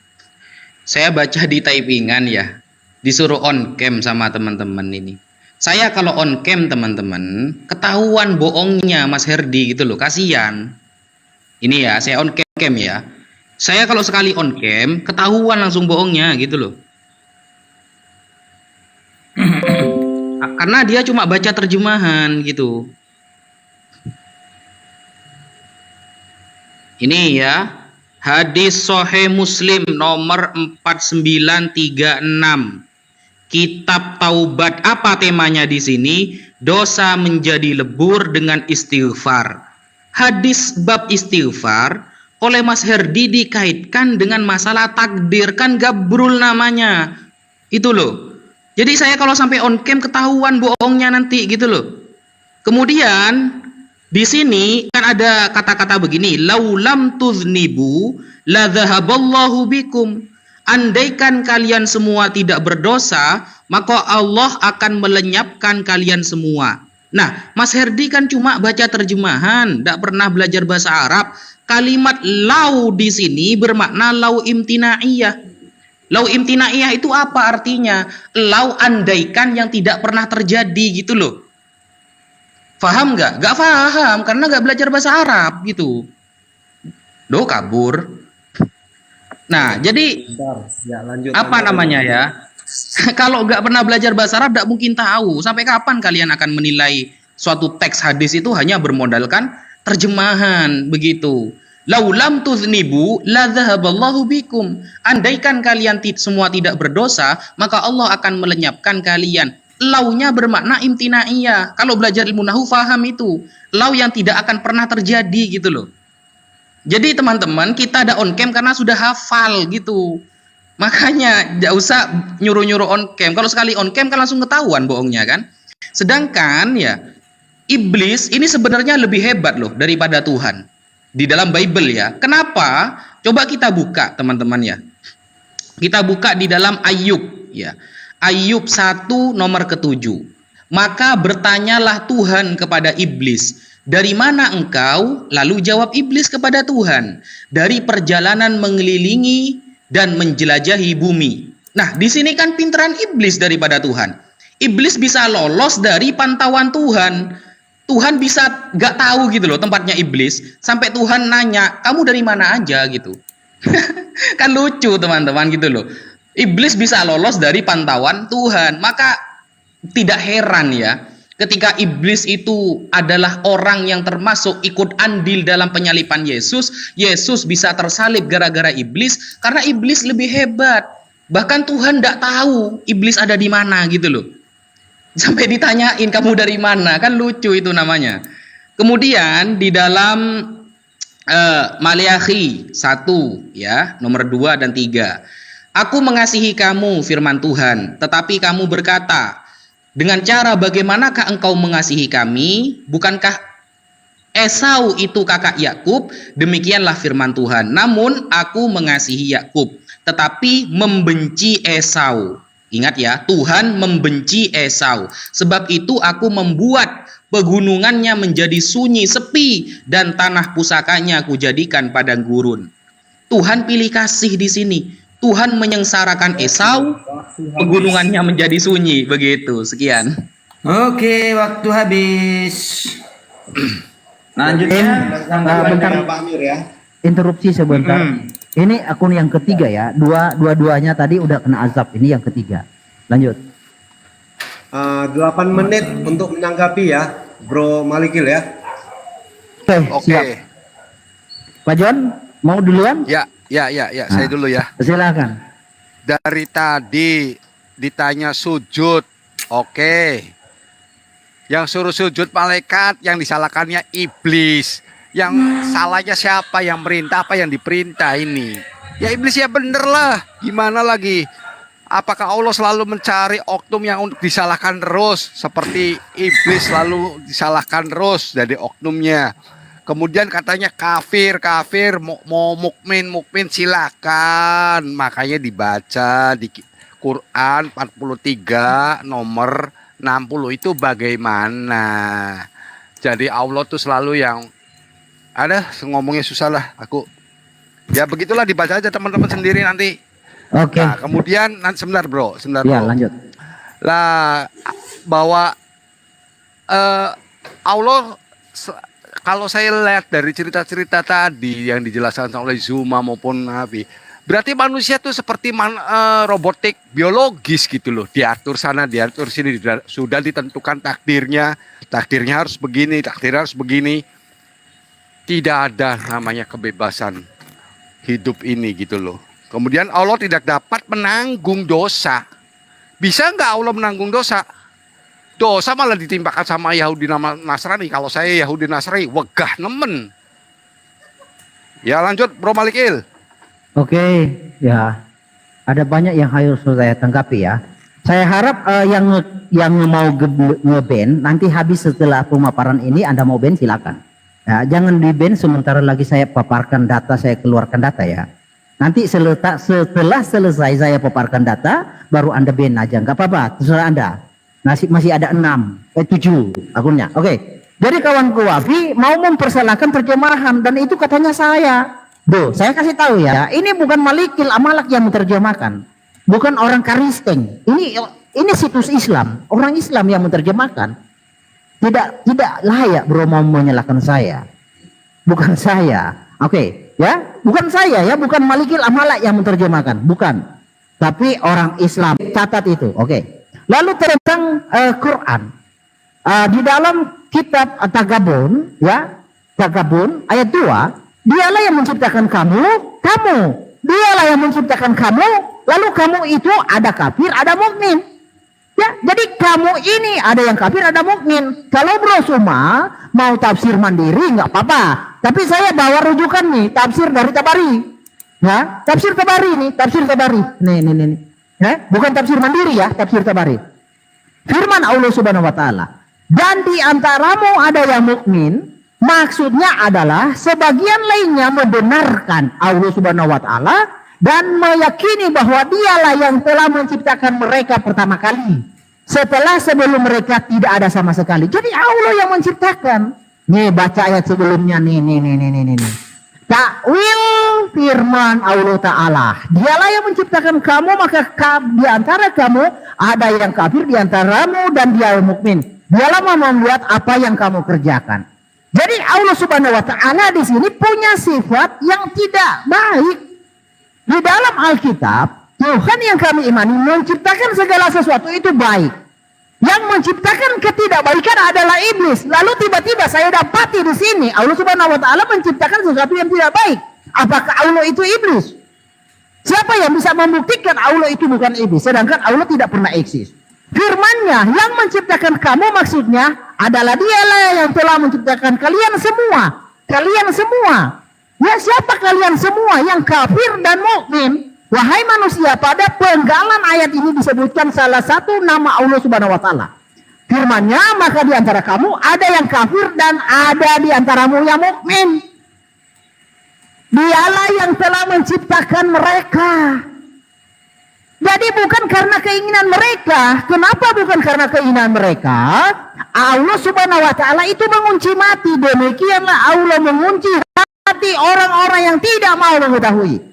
Jadi hati orang-orang kafir kenapa nggak bisa bertobat? Karena udah dikunci mati. Orang-orang yang memperdebatkan ayat-ayat Allah, termasuk saya ya, tanpa alasan yang sampai kepada mereka sangat besar kemurkaan. Di sisi Allah dan di sisi seorang yang beriman, demikianlah Allah mengunci mati setiap orang yang sombong lagi sewenang-wenang. Tapi di sini salah, saya nggak sombong ya. Saya hanya punya pengetahuan tentang membuka kedok dari apa yang Allah ajarkan ya. Jadi bagaimana Allah ini kok mengunci mati setiap orang kafir? Bagaimana ada pertobatan? Kalau sudah dikunci mati ya sudah. Jadi badut ya, jadi boneka. Ya kan? Tidak ada peluang untuk orang bertobat. Lalu bagaimana ketika ada orang kafir yang bertobat? Kapan Allah membuka kuncinya? Siapa yang ngasih tahu Allah membuka kuncinya? Ya kan lucu. Dalam pembuktian hal seperti itu kan tidak ada yang bisa membuktikan itu semua nehi aja nehi. Ya nggak mungkin. Karena itu hanya sebatas halusinasi yang dibawa ke dalam ranah iman yang dipahami adalah kebenaran. Itu sesuatu yang tidak bisa masuk di akal saya. Oke kawan, kita lanjut ya. Kemudian ada yang mau cobakan? Silakan kalau. Lanjut. Oke, jadi tentang iblis yang kita bahas dari tadi kawan, harus kalian bisa menjelaskan kenapa Allah menciptakan kejahatan. Bukankah Allah yang diklaim oleh kalian itu baik, mengapa ada kejahatan? Ya, kalau Allah menciptakan kejahatan, ngapain juga dia mau menyalahkan orang yang berbuat jahat? Logikanya di mana? Ya sudah tentu manusia kalau tidak ada kejahatan, manusia tidak akan berbuat dosa. Ya, manusia berbuat dosa karena inspirasi, karena skenario Allah Subhanahu wa taala. Lalu mengapa manusia harus disalahkan atas kejahatan yang Allah ciptakan? Mengapa? Kasih alasan yang tepat mengapa manusia disalahkan karena berbuat dosa, sedangkan kejahatan adalah skenario Allah Subhanahu wa taala. Siapa yang mau membahasakan Allah itu bukan membuat skenario? Sudah kita bacakan dari tadi. Adam sebelum diciptakan dia sudah ditetapkan berdosa. Dan lagi di dalam hadis sahih Muslim 4797 ya. Oke, atau gini aja 4813 dulu. Mengapa orang kafir itu sudah dikunci mati? Karena Allah Subhanahu wa taala sudah menciptakan ya penghuni surga ketika mereka masih dalam tulang rusuk, masih sperma. Di dalam hadis sahih Muslim 4813. Jadi percuma manusia hidup sudah ditetapkan oleh Allah sejak masih sperma. Ingat, masih sperma. Anda belum janin. Anda sudah ditetapkan oleh Allah masih sperma di bapakmu. Sudah ditetapkan oleh Allah Anda penghuni surga dan penghuni neraka. Maka percuma ketika ada orang yang berbuat baik, lalu kalau takdirnya itu neraka, ya udah neraka. Kenapa demikian? Karena itu semua adalah takdir. Allah sudah SWT sudah men-setting semua itu sedemikian rupa di dalam surah Al-Furqan ayat 2. Lalu di dalam riwayat Ahmad 4989 4968. Ya, kita baca di sini. Di pause dulu bro. 6948. Habis waktu. Oh, habis waktu. Aduh. Oke, lanjut. Sebentar. Ini apakah mau dilanjutkan ke babak ketiga karena Herdi sudah dua kali. Bentar Pak John. Ini waktu untuk pihak Islam menanggapi 8 menit dulu untuk menanggapi. Oh iya, oke. Ya, baru Nggak, masuk ke di-ban sesi terus ini 3. loh. Ini masalahnya di ban sebentar. terus gitu loh. Ya, sebentar. Oke. Silakan dari Maksudnya apa, Bang? ya, Lanjut saja. Masih. ya silakan dimulai. Silakan Bang Juma atau Bang Iya. Wafi. Baik. Di dalam kitab saudara ya, di dalam Yakobus 4:13 sampai nomor 17. Jadi sekarang hai kamu yang berkata hari ini atau besok kami berangkat ke kota Anu dan di sana kami akan tinggal setahun dan berdagang serta mendapat untung. Sedang kamu tidak tahu apa yang akan terjadi besok. Apakah arti hidupmu? Hidupmu itu sama seperti uap yang sebentar saja kelihatan lalu lenyap. Sebenarnya kamu harus berkata jika Tuhan menghendaki, insya Allah kami akan hidup dan berbuat ini dan itu. Tetapi sekarang kamu bermegah diri dalam congkakmu, dan semua kemegahan yang demikian adalah salah. Jadi jika seorang tahu bagaimana ia harus berbuat baik, tapi ia tidak melakukannya, ia berdosa. Ini bukti bahwa Tuhan yang menentukan segala sesuatunya. Tadi saya sudah menyajikan data kepada saudara dalam kitabnya orang Yahudi. Tuhanlah yang menentukan itu semuanya. Ya, banyak rancangan di hati manusia, tetapi keputusan Tuhanlah yang terlaksana. Tidak ada hikmat dan pengertian, tidak ada pertimbangan yang dapat menandingi hikmat Tuhan. Tuhan yang punya wewenang, bukan kita. Lalu kemudian ketika ayat yang saudara bawa, tadi kan sudah saya jelaskan kepada saudara. Wa qulil haqqu mir rabbikum. Kebenaran itu datangnya dari Allah. Barang siapa yang mau beriman, silakan beriman. Berarti ada potensi free will kepada kita manusia. Yang mau kafir silakan kafir, bebas. Ini ayat loh, Al-Quran surah Al-Kahfi ayat 29 loh yang saya sajikan dari tadi. Lalu kemudian data yang Anda bawa dari surah At-Taqabun. Itu sangat jelas sekali di ayat keduanya. Huwallazi khalaqalakum. Dialah yang menciptakan kamu. Lalu, kata lalu ini akan terjadi masa yang akan datang setelah diciptakan manusia itu. Ada yang kafir, ada yang mukmin. Bukan Allah menentukan kamu lahir kafir, kamu lahir mukmin. Tidak seperti itu. Ya, lagian di dalam pemahaman umat Islam bahwasanya Allah yang punya otoritas tertinggi. Kamu sebelum dilahirkan tidak pernah diskusi dengan pencipta.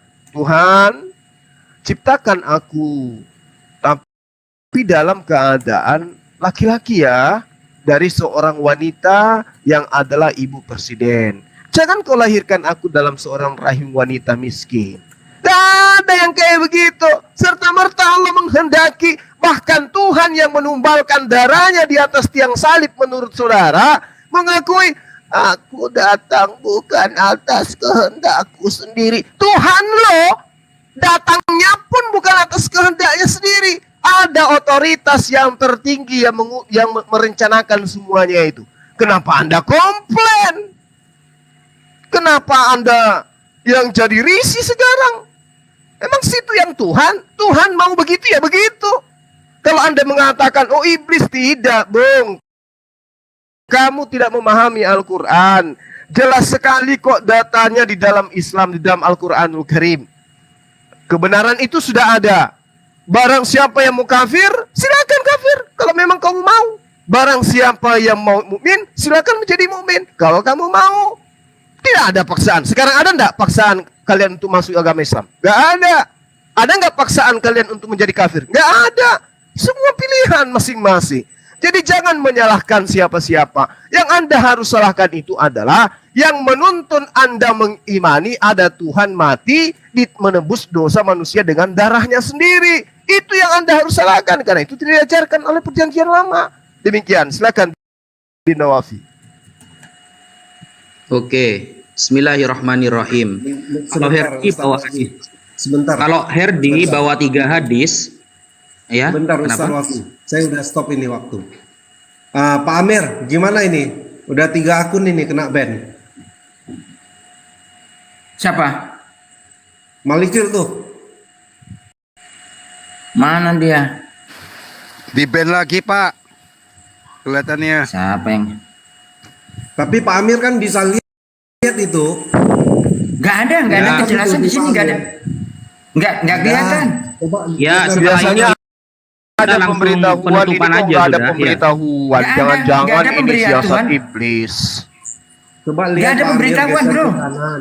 Geser ke kanan layarnya, kelihatan tuh. Hah?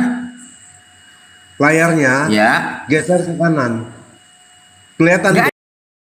Nggak ada. Nggak ada. Loh, bukan kena ban berarti. Nggak ada penjelasan di sini. Makanya biasanya kalau ada begitu, ada peringatan Herdi. Iya, karena gitu saya juga biasanya. sering di Atau net, jadi Malik, paham, ini saya ngerti. Ini siasat. biasanya kalau ada itu siasat. langsung ada tanda Siasat. kuningnya itu. Ini nggak ada. Loh, kabur Bener-bener juga. nggak ada kok. Bentar. Loh, Kita kok kabur tunggu aja. Ini dia semua? nggak ada. Biasanya iya Ini Pak ada Amir, masuk. saya kalau live Pak Amir ya. Halo. Saya kalau live, Ini, kalau ini, ada di bro. teman di Komal itu kena ban, Bentar, Pak, itu pasti Pak. ada pemberitahuan ke saya gitu. Bentar. Bentar. Iya. Bentar. Ini Supaya akun tidak yang ada keempat dusta, ya. Bro Malikil. Jadi Ya. di sini kan Anda dituduh Cerdik, hal yang buruk. Coba akun pertama yang kena ban kamu masuk ke room ini. Coba Oke, Pak typing. Amir Jambak. Undang Oke, aja, bisa nggak? siap. Gitu. Oke. Coba. Sebabnya di sini nggak ada kejelasan, nggak ada Ya, keterangan. nggak apa-apa, kita buktikan aja supaya tidak ada dusta ya, Pak Amir ya.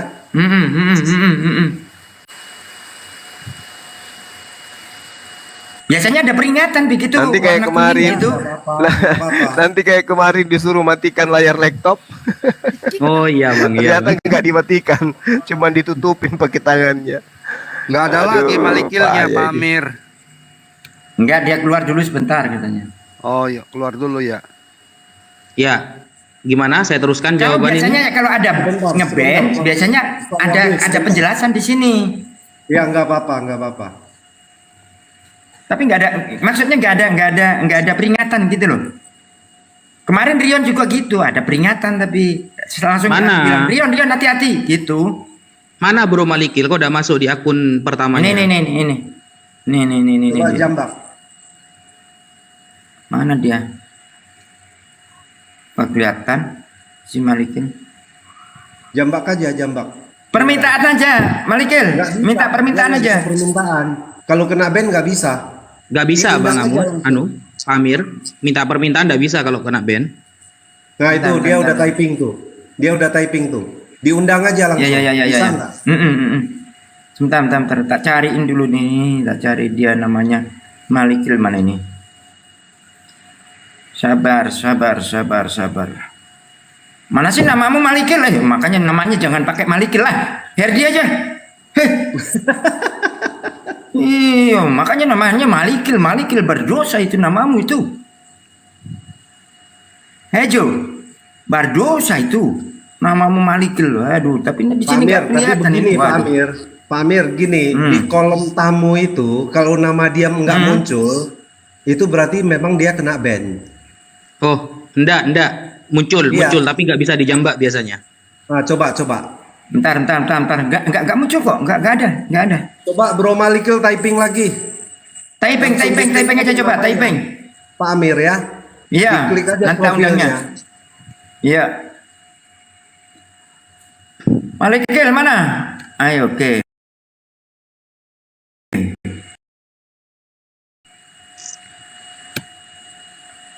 Bagaimana cara naikkan ini dia? Kalau sudah Klik kita ini aja kan. profilnya, terus undang. Oh, Klik aja profil dia, profilnya. langsung undang. Oke.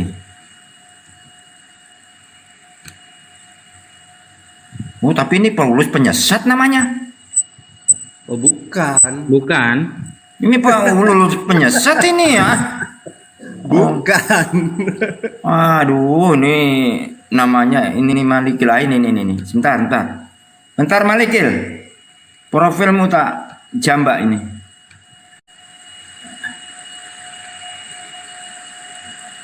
Aduh, sudah mau saya Oh, kuat ini. nggak mau. Ya nggak bisa berarti kena ban. Loh, Udah masuk pakai akun yang lain lagi. gak maunya itu gimana Pak Amir? Maksudnya itu ditolak atau gimana? Nggak mau muncul untuk diklik ke Ya, ke berarti apa udah kena ban, udah positif. Biasanya kalau di ban, Jangan suzon diklik dong. juga nggak akan bisa gitu loh. Iya. Oh, kalau begitu kena ban beneran berarti. Ya Iya, sudah. iya betul. Ya, Bro Malikil pakai akun lain lagi. Ya udah nih akun terakhir aja dan dengerin jawabannya Ustadz Wafi. Ya, habis itu closing aja deh. Closing aja Iya. deh. Closing aja sudah ada.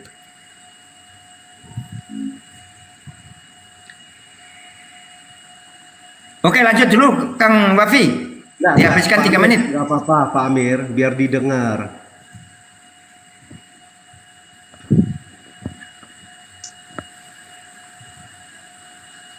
Nggak bisa dia. Katanya punya 7 dia. Yang keempat tadi. Punya 10 katanya. Siapa itu? Katanya punya 10. Iya. Baru 3 Iya, yang nggak bisa masuk lagi. udah naik kan? Nggak tahu barangkali yang lain-lainnya kena ban lagi dia nggak sadar. Tapi kalau kena ban memang masih bisa bicara. Kan biasanya langsung keluar. Enggak. Bisa, cuma bisa Hanya typing bisa aja, typing. Pak. Hanya bisa typing. Oh. Dia nggak bisa Nggak make koma. nggak bisa minta permintaan, nggak bisa itu apa dijambak. Iya, nggak bisa ini. Namanya dia nggak ada. Waduh, disembunyiin Udah. ini namanya dia. Ya udah, Pak Ustadz Wafi lanjut aja. Wah, ini ada. Sebentar. Tuh, ada Dia tuh. sudah minta permintaan. Tuh, Sudah ada. naik, Dia naik. minta permintaan ini. Ada. Oh, berarti nggak di. Wah, bohong kamu. Ini pakai apa lagi nih? Ini yang keempat udah. Akun yang Katanya punya keempat. 10. Iya, masih ada 6 lagi. Nggak, Tapi- 5 lagi bro. Bentar, Tadi bentar, pagi Pak sih Ustadz. 1 di ban bro. Ya, Bro Malikil, ya. ini setelah habis waktu langsung closing statement ya. Oke, iya. Oke. Masalahnya gini, Bro. Sebut, statement aja. saya sebut referensinya biar tidak jadi fitnah. Bro Oke. Bro Malikil, ini kan tanggapan mempertegas jawaban dari pihak Oke. Islam. Setelah itu kan closing statement nggak nyebrang, jadi nggak perlu Ya, buka data good. lagi. Good. Oh, Oke ya, silakan, setelah Ustaz ini Wafi. closing ya? Oh ya sudah. Ya, silakan oke. Ustaz Wafi. Tapi saya nggak kelihatan atau ada gambar saya di? Ada. Oke, kawan-kawan Itu makanya yang namamu nih. ya bentar. Pak Amir saya iklan dulu. Kawan-kawan yang nge-ban di follow dulu ya, baru di ban. Nah, lanjut Pak Amir. Silakan. Silakan Pak Ustaz. Namamu nggak diberkati nih namamu di nggak diberkati itu. Oke, lanjut. Ganti hari dia aja deh. Lanjut. Oke. Bismillahirrahmanirrahim. Ini hadis yang dibawakan Mas Herdi ya. Hadis Muslim nomor 4813. Hadis ini sebenarnya sudah beberapa kali saya kanter tapi tetap dibawa terus sama Mas Herdi ya. Hadis ini menerangkan makna setiap anak terlahir dalam keadaan fitrah, bukan hadis masalah takdir Mas Herdi. Kalau di Islam, anak yang baru lahir itu kalau mati langsung masuk surga. Kalau di Kristen langsung masuk neraka, kan begitu. Sedangkan kalimat di sini ya, bahwa innallaha sesungguhnya Allah, khalaqa telah menjadikan lil jannati untuk surga, ahlan para penduduknya, khalaqakum laha yang mana Allah menciptakan penduduk surga, itu kaitannya dengan kemahatauan Allah. Itu bahwa Allah itu maha tahu siapa nanti umat yang akan taat dan siapa nanti umat yang akan celaka, begitu. Itu kemahatauan Allah. Jadi repot kalau Allah gak maha tahu, Mas Herdi. Kayak tadi ayat yang saya jelaskan bahwa Allah gak tahu iblis, Allah ya, bukan Allah ya. Allah gak tahu ada di mana iblis, itu kan susah nantinya. Iblis itu ternyata hilang dari pantauan Allah gitu loh. Harus ada Sherlock untuk mencari iblis, begitu. Kemudian sampai lupa saya ini ya. Apakah Tuhan ini juga tidak bisa menanggung dosa? Kata Mas John Timothy ya, Tuhan Islam itu tidak bisa menanggung dosa. Dosanya itu ditanggungkan kepada Nasrani dan Yahudi, kan begitu katanya. Coba Mas John buka di Amsal 21 nomor 12. Di sana secara tegas mengatakan begini Mas John. Orang fasik dipakai sebagai tebusan bagi orang benar. Biar. Jadi orang fasik dipakai sebagai tebusan bagi orang benar, dan pengkhianat sebagai ganti orang jujur. Jadi orang fasik itu juga tempat dari penebusan dosa gitu loh. Jadi jangan main-main, di kitab Anda ada, jangan dibawakan ke kita gitu, gak laku. Kemudian di Yesaya 30 nomor 28. Di sini Tuhan juga ingin menyesatkan. Karena tertulis begini, hembusan nafasnya seperti sungai yang menghanyutkan, dan airnya sampai ke leher. Ia datang untuk mengayak bangsa-bangsa dengan ayak kebinasaan, dan untuk memasang sesuatu kakang yang menyesatkan di mulut suku-suku bangsa. Siapa pelakunya? Penyesat ini Tuhan. Begitu loh. Jadi apa yang ada di kitab Anda jangan dibawakan ke kita, gak laku Mas.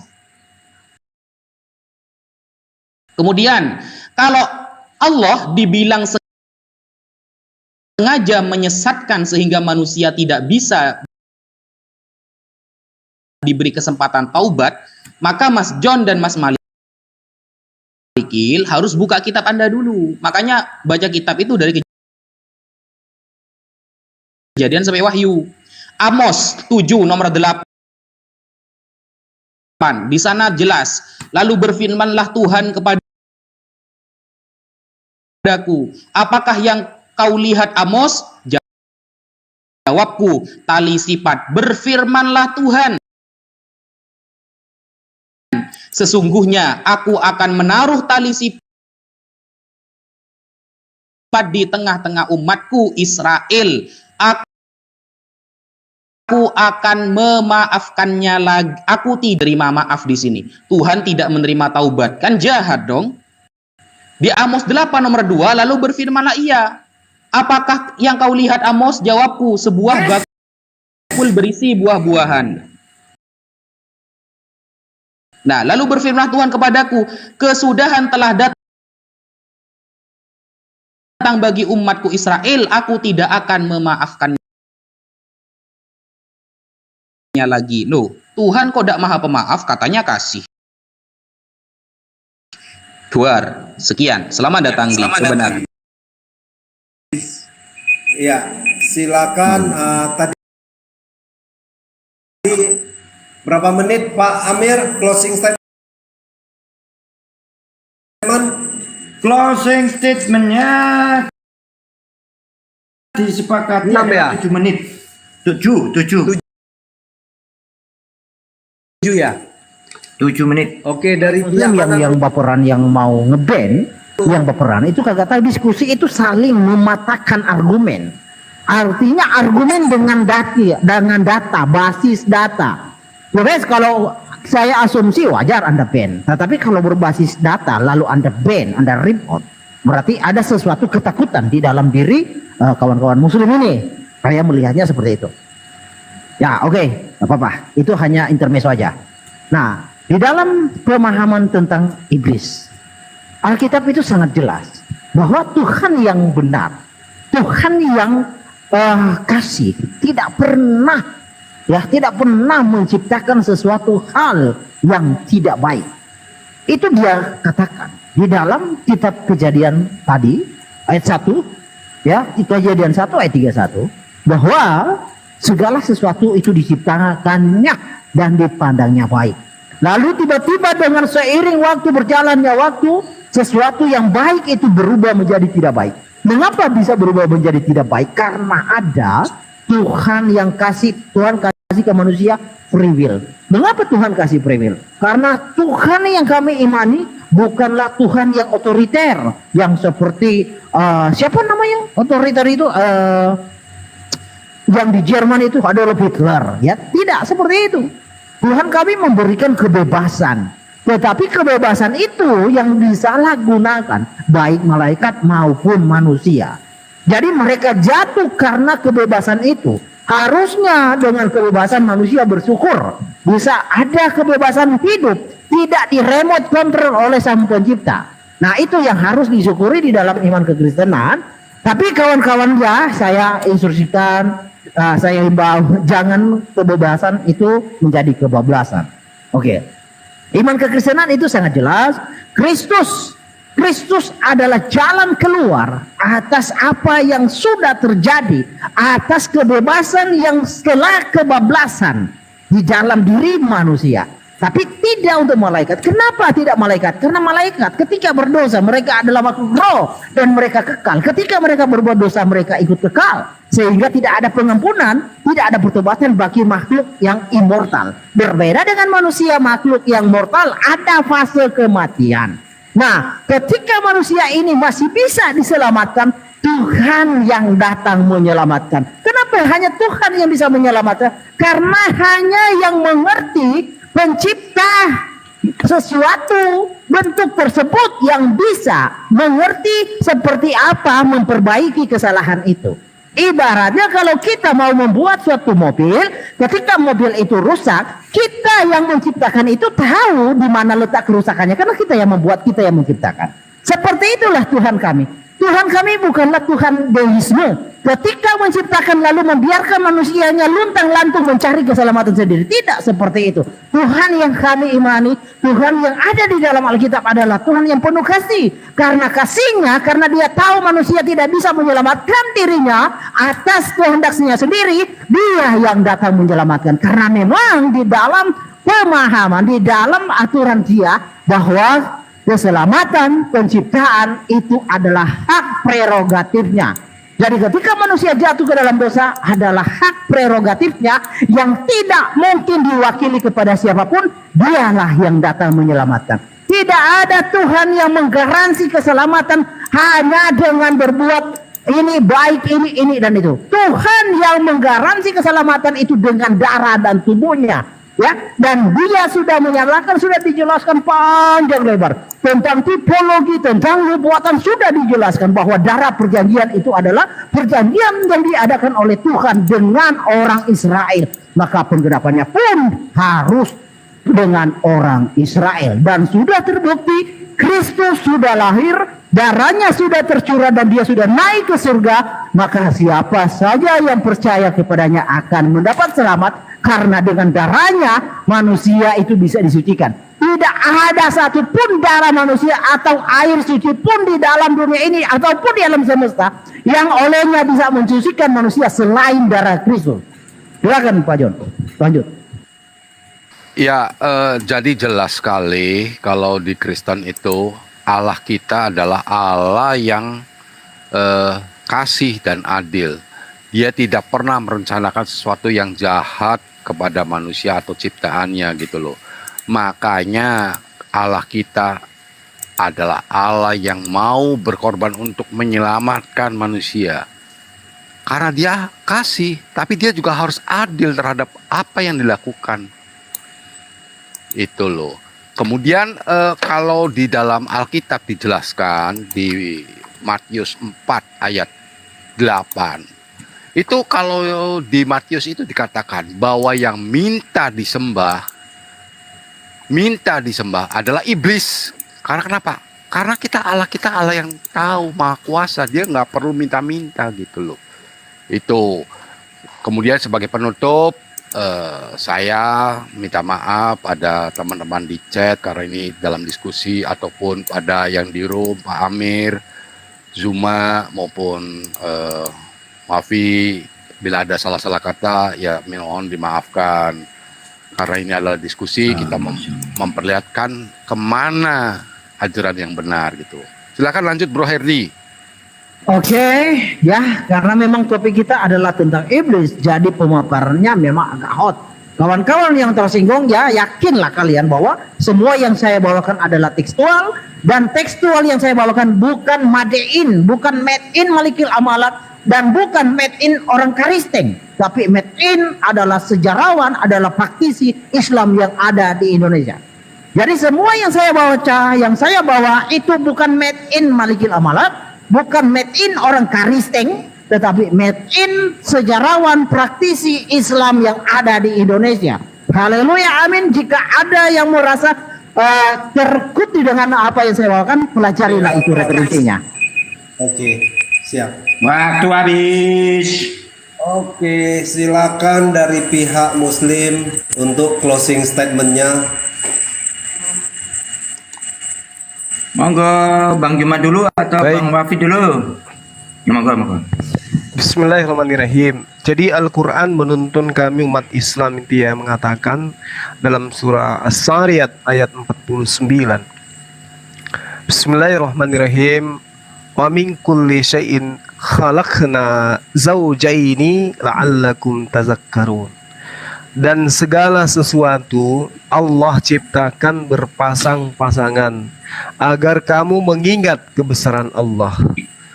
Jadi kalau ada malaikat, ada iblis, ada kebaikan, ada keburukan, ada hak, ada batil, ada wanita, ada pria, ada surga, ada neraka.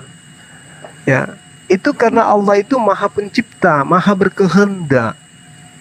Kalau dikatakan bahwasanya hanya kebaikan yang kemudian diciptakan oleh Allah, hanya malaikat, iblis tidak diciptakan, lalu ternyata ada yang menjadi iblis kemudian, ini adalah Tuhan yang tidak maha kuasa. Kenapa? Ada yang mampu menciptakan dirinya sendiri, bukan karena ciptaan Allah, bukan karena ciptaan Tuhan. Kalau di Islam itu tidak, semua berpasang-pasangan. Iblis diciptakan, malaikat juga diciptakan. Lalu kemudian Allah mengatakan, inni a'lamu ma la ta'lamun. Ada sesuatu yang aku tahu, kalian semua tidak tahu. Rahasiaku kalian nggak tahu, ilmuku kalian nggak tahu. Aku ini Tuhan pencipta langit dan bumi, kamu itu ciptaanku, ilmumu tidak seberapa. Jadi ketika Allah memberikan petunjuk kepada umat Islam, dikatakan bahwasanya kebenaran itu datangnya dari Allah.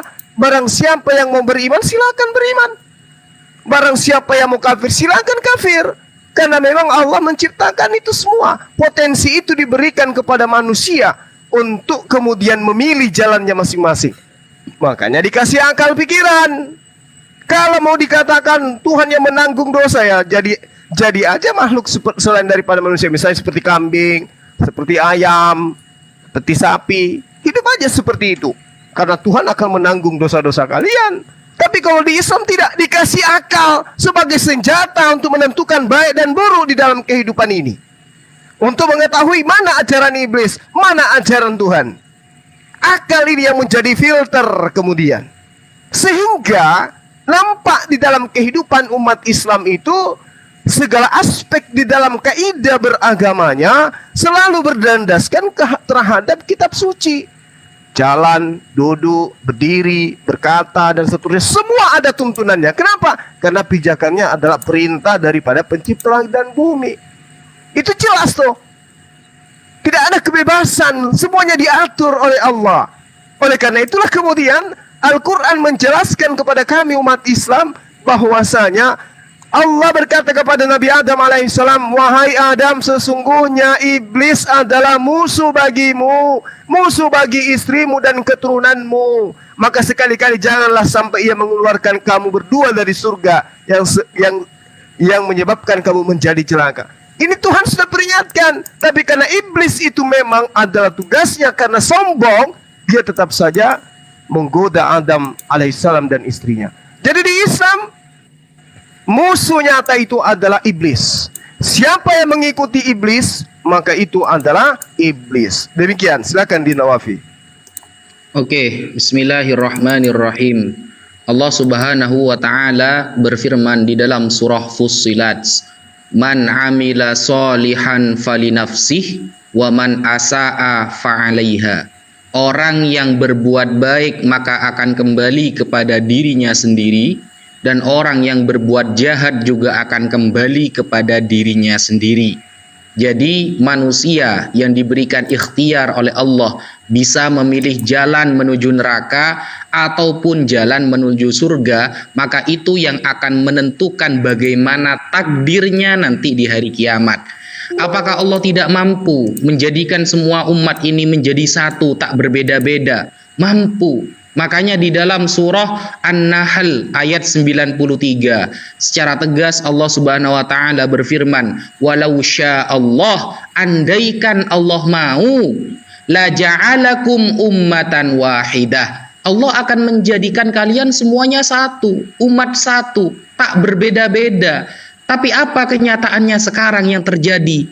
Kita semua berbeda-beda atas kehendak siapa? Allah Subhanahu wa taala. Makanya kalau ada orang yang punya niat misinya adalah pemurtatan massal, dia tidak akan pernah berhasil sampai hari kiamat. Kenapa? Karena kemauan Allah itu ada pada diri Allah, bukan diri kita sendiri. Dan Allah ini Maha mengetahui. Innallaha ya'lamu ma tusirruna wa ma tu'linun. Allah tahu apa-apa yang terang-terangan, bahkan yang rahasia, Allah Maha tahu.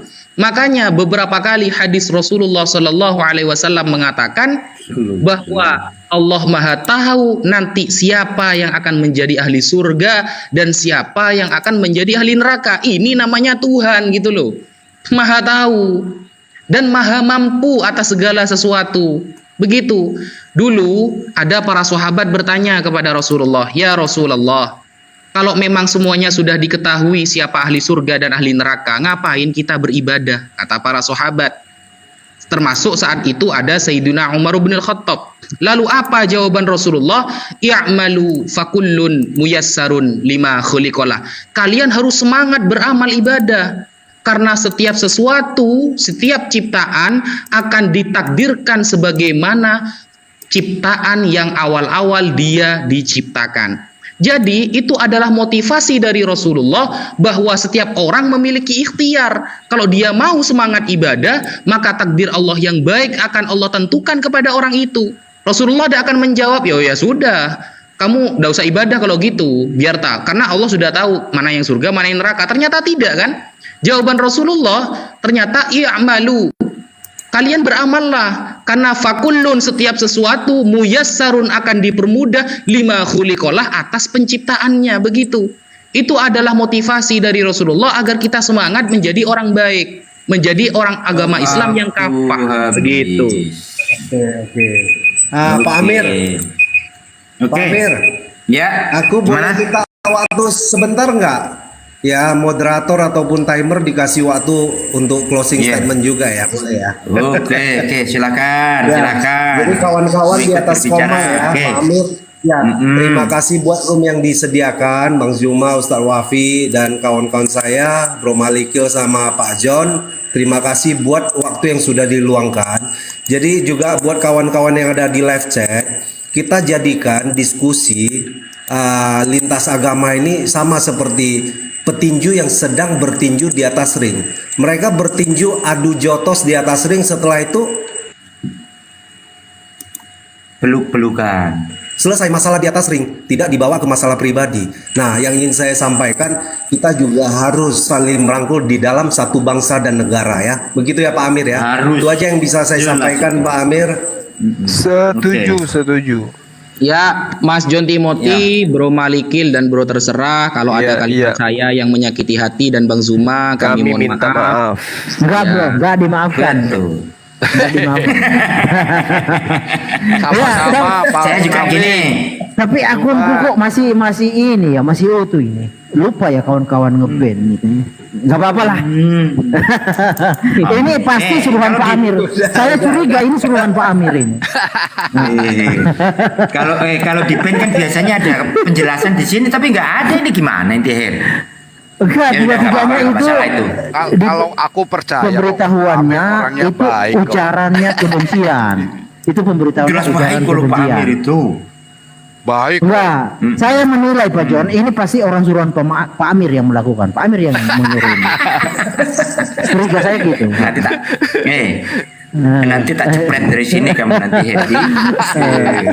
Oke ya, kawan-kawan Oke, saya semua juga yang gitu di mau atas ngomong bawah ya. juga saya. Terima kasih ya. Ya, Oke, terima teman-teman. kasih. Ya, kami juga minta Selamat maaf dan malam terima semua. kasih ya. Oke, saya juga mengucapkan terima kasih. Berkati semuanya. Oke, bro. Semua Ya. datang ke Halo, bapak semua. kami dan kami mengucapkan Oke, terima kasih semuanya. Bung Herdi, Bang Juma, Bang Wafi Oke, dan Bang. semua yang Oke, ada di sini. oke. Saya Oke, Pak Amir. Dinda Wafi, makasih ya Dinda. Assalamualaikum. hal yang tidak mengenakan saya mohon maaf pada semua yang ada di sini maupun yang ada di luar sana.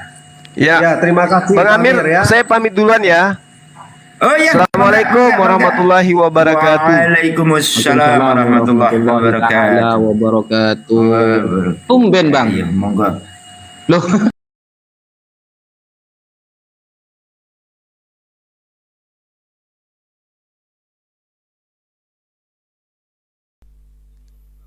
Ya, Assalamualaikum warahmatullahi wabarakatuh, sahabat-sahabat yang dimuliakan oleh Allah.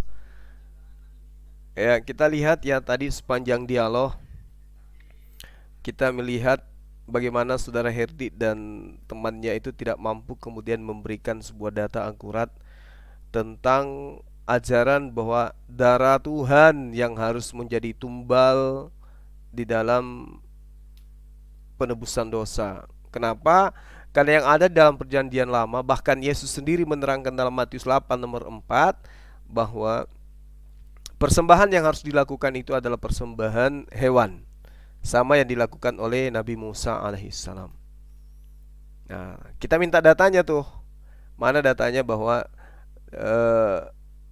Tuhan yang harus menjadi tumbal, atau manusia, jangan Tuhan, terlalu berlebihan ya. Terlalu berlebihan. Mana ajarannya bahwa dosa itu harus ditebus dengan darah manusia? Ternyata sepanjang dialog, sepanjang debat, Herdi dan temannya tidak mampu menunjukkan data itu. Sedangkan kalau kita melihat di dalam pengajaran kitabnya mereka sendiri di Yohanes 8 nomor 44, iblislah yang menjadi bapakmu dan kamu ingin melakukan keinginan-keinginan bapakmu. Kita lihat di dalam 1 Korintus 4 nomor 15. Sebab sekalipun kamu mempunyai beribu-beribu pendidik dalam Yesus, kamu tidak mempunyai banyak bapak, karena akulah yang dalam Kristus telah menjadi bapakmu. Siapa yang mengaku bapak di sini? Paulus. Iblislah yang menjadi bapakmu. Sementara kita di dalam konsep Islam tidak menjadikan Allah Subhanahu wa taala itu sebagai bapak. Jadi kita tidak memiliki bapak. Di dalam hal kita beragama, di dalam hal kita berislam, tidak ada konsep anak bapak. Lalu ini digenapi oleh agama mana yang ada konsep bapak dan anak? Tak lain dan tak bukan adalah Kristen. Iblislah yang menjadi bapakmu. Di Islam tidak ada konsep bapak. Kita tidak pernah menjadikan satu oknum menjadi bapak di dalam kehidupan kita beragama, kecuali ayah. Ayah kita ini lain dengan apa yang dimaksud Yesus. Maka dari situ sangat jelas bahwa agama mana yang kemudian memiliki konsep bapak. Itu yang pertama. Kedua, dikatakan kamu ingin melakukan keinginan-keinginan bapakmu. Ia adalah pembunuh manusia sejak semula. Jadi sang bapak ini yang dijadikan bapak ini itu mengawali karirnya dengan cara membunuh. Kita lihat di dalam Kisah Para Rasul 8 nomor 3. Tetapi Saulus berusaha membinasakan jemaat itu, dan ia memasuki rumah demi rumah dan menyeret laki-laki dan perempuan keluar dan menyerahkan mereka untuk dimasukkan ke dalam penjara. Galatia 1 nomor 13. Sebab kamu telah mendengar tentang hidupku dahulu dalam agama Yahudi. Tanpa batas aku menganiaya jemaat Tuhan dan berusaha membinasakannya. 1 Korintus 15 nomor 9. Karena aku adalah yang paling hina dari semua rasul, bahkan tidak layak disebut sebagai rasul, sebab aku telah menganiaya jemaat Tuhan. Ini jelas sekali di situ. Lalu kemudian yang ketiga, yang pertama tadi iblislah yang menjadi bapakmu, sudah digenapi 1 Korintus 4 nomor 15, akulah yang menjadi bapakmu dalam Yesus Kristus. Lalu kemudian kamu ingin melakukan keinginan-keinginan bapakmu. Ya, di dalam Kisah Para Rasul 8 nomor 3, di situ sangat jelas sekali bahwa bapak yang dimaksud di sini adalah yang mengawali karirnya dengan cara membunuh, dan itu diperhatikan oleh Paulus dalam Kisah Para Rasul 8 nomor 3, Galatia 1 nomor 13, 1 Korintus 15 nomor 9. Lalu kemudian di data selanjutnya dalam Yohanes 8:44 ini dikatakan, apabila ia berkata ia dusta, ia berkata atas kehendaknya sendiri, sebab ia adalah pendusta dan bapa segala dusta. Galatia 6 nomor 11, lihatlah bagaimana besar huruf-huruf yang kutulis kepadamu dengan tanganku sendiri. Roma 3 nomor 7, tetapi jika kebesaran oleh dustaku semakin melimpah bagi kemuliaannya, mengapa aku masih dihakim sebagai orang berdosa? 2 Korintus 11 nomor 17, apa yang aku katakan, aku mengatakan bukan sebagai orang yang berkata menurut firman Tuhan, melainkan sebagai orang bodoh yang berkata dan yang berkeyakinan bahwa ia boleh bermegah. Filipi 1 nomor 18, sebab bagaimanapun juga Yesus diberitakan baik dengan maksud palsu maupun dengan jujur, tentang hal itu aku bersuka cita dan aku akan tetap bersuka cita. Jadi teman-teman Kristen ini harusnya siuman gitu loh. Harusnya mereka itu sadar di dalam kesesatan yang mereka lakukan. Yesus bukan Tuhan. Dia hanyalah seorang utusan yang Paulus paksa menjadi Tuhan, lalu kemudian disembah oleh teman-teman Kristen oleh karena dia mati di atas tiang salib. Ya. Sementara Yesus mengatakan dalam Yohanes 7 nomor 16, ajaranku tidak berasal dari diriku sendiri, tetapi dari Dia yang telah mengutus aku. Yohanes 12 nomor 49, aku tidak berkata-kata dari diriku sendiri. Yohanes 7 nomor 16, barang siapa tidak mengasihi aku, dia tidak mengikuti firmanku, dan firman yang kamu dengar itu bukan daripada aku, melainkan dari Bapa yang telah mengutus aku. Ini sangat jelas teman-teman. Jadi kesimpulan kita sudah sangat nyata ya. Iblis itu berkarya di mana? Iblis itu berkarya ketika iblisnya menitipkan pesan ada Tuhan mati di atas tiang salib, lalu diimani, iblisnya akan tertawa terbahak-bahak. Sementara Yesus sendiri mengatakan, lebih mudah langit dan bumi ini lenyap dibandingkan satu titik dari hukum Taurat itu batal. Tapi iblisnya kemudian sangat jelas mengatakan bahwasanya hukum Tuhan itu tidak ada apa-apanya, yang penting mengikuti Dia, maka iblis akan memberikan dunia beserta isinya. Diikuti dia, iblis itu melanggar semua perintah Tuhan. Tadi saudara Herdi mengatakan diabolos itu adalah menentang, melawan. Sekarang siapa yang melawan perintah-perintah Tuhan yang Abraham, Ishak dan Yakub? Siapa? Dan siapa?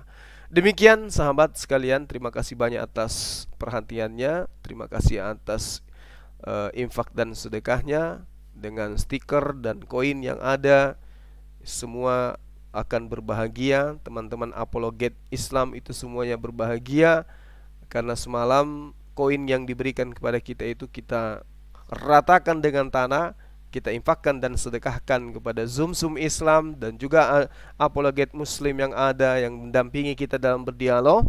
Alhamdulillah semua bisa merasakan. Begitu juga kegiatan untuk Hari Mu'alaf, kita akan berikan apa yang kemudian kita dapatkan dari sesi dialog yang semoga kita harapkan bisa melahirkan kemudian apologet Muslim yang handal berikutnya untuk menggantikan nantinya kita setelah kami pensiun.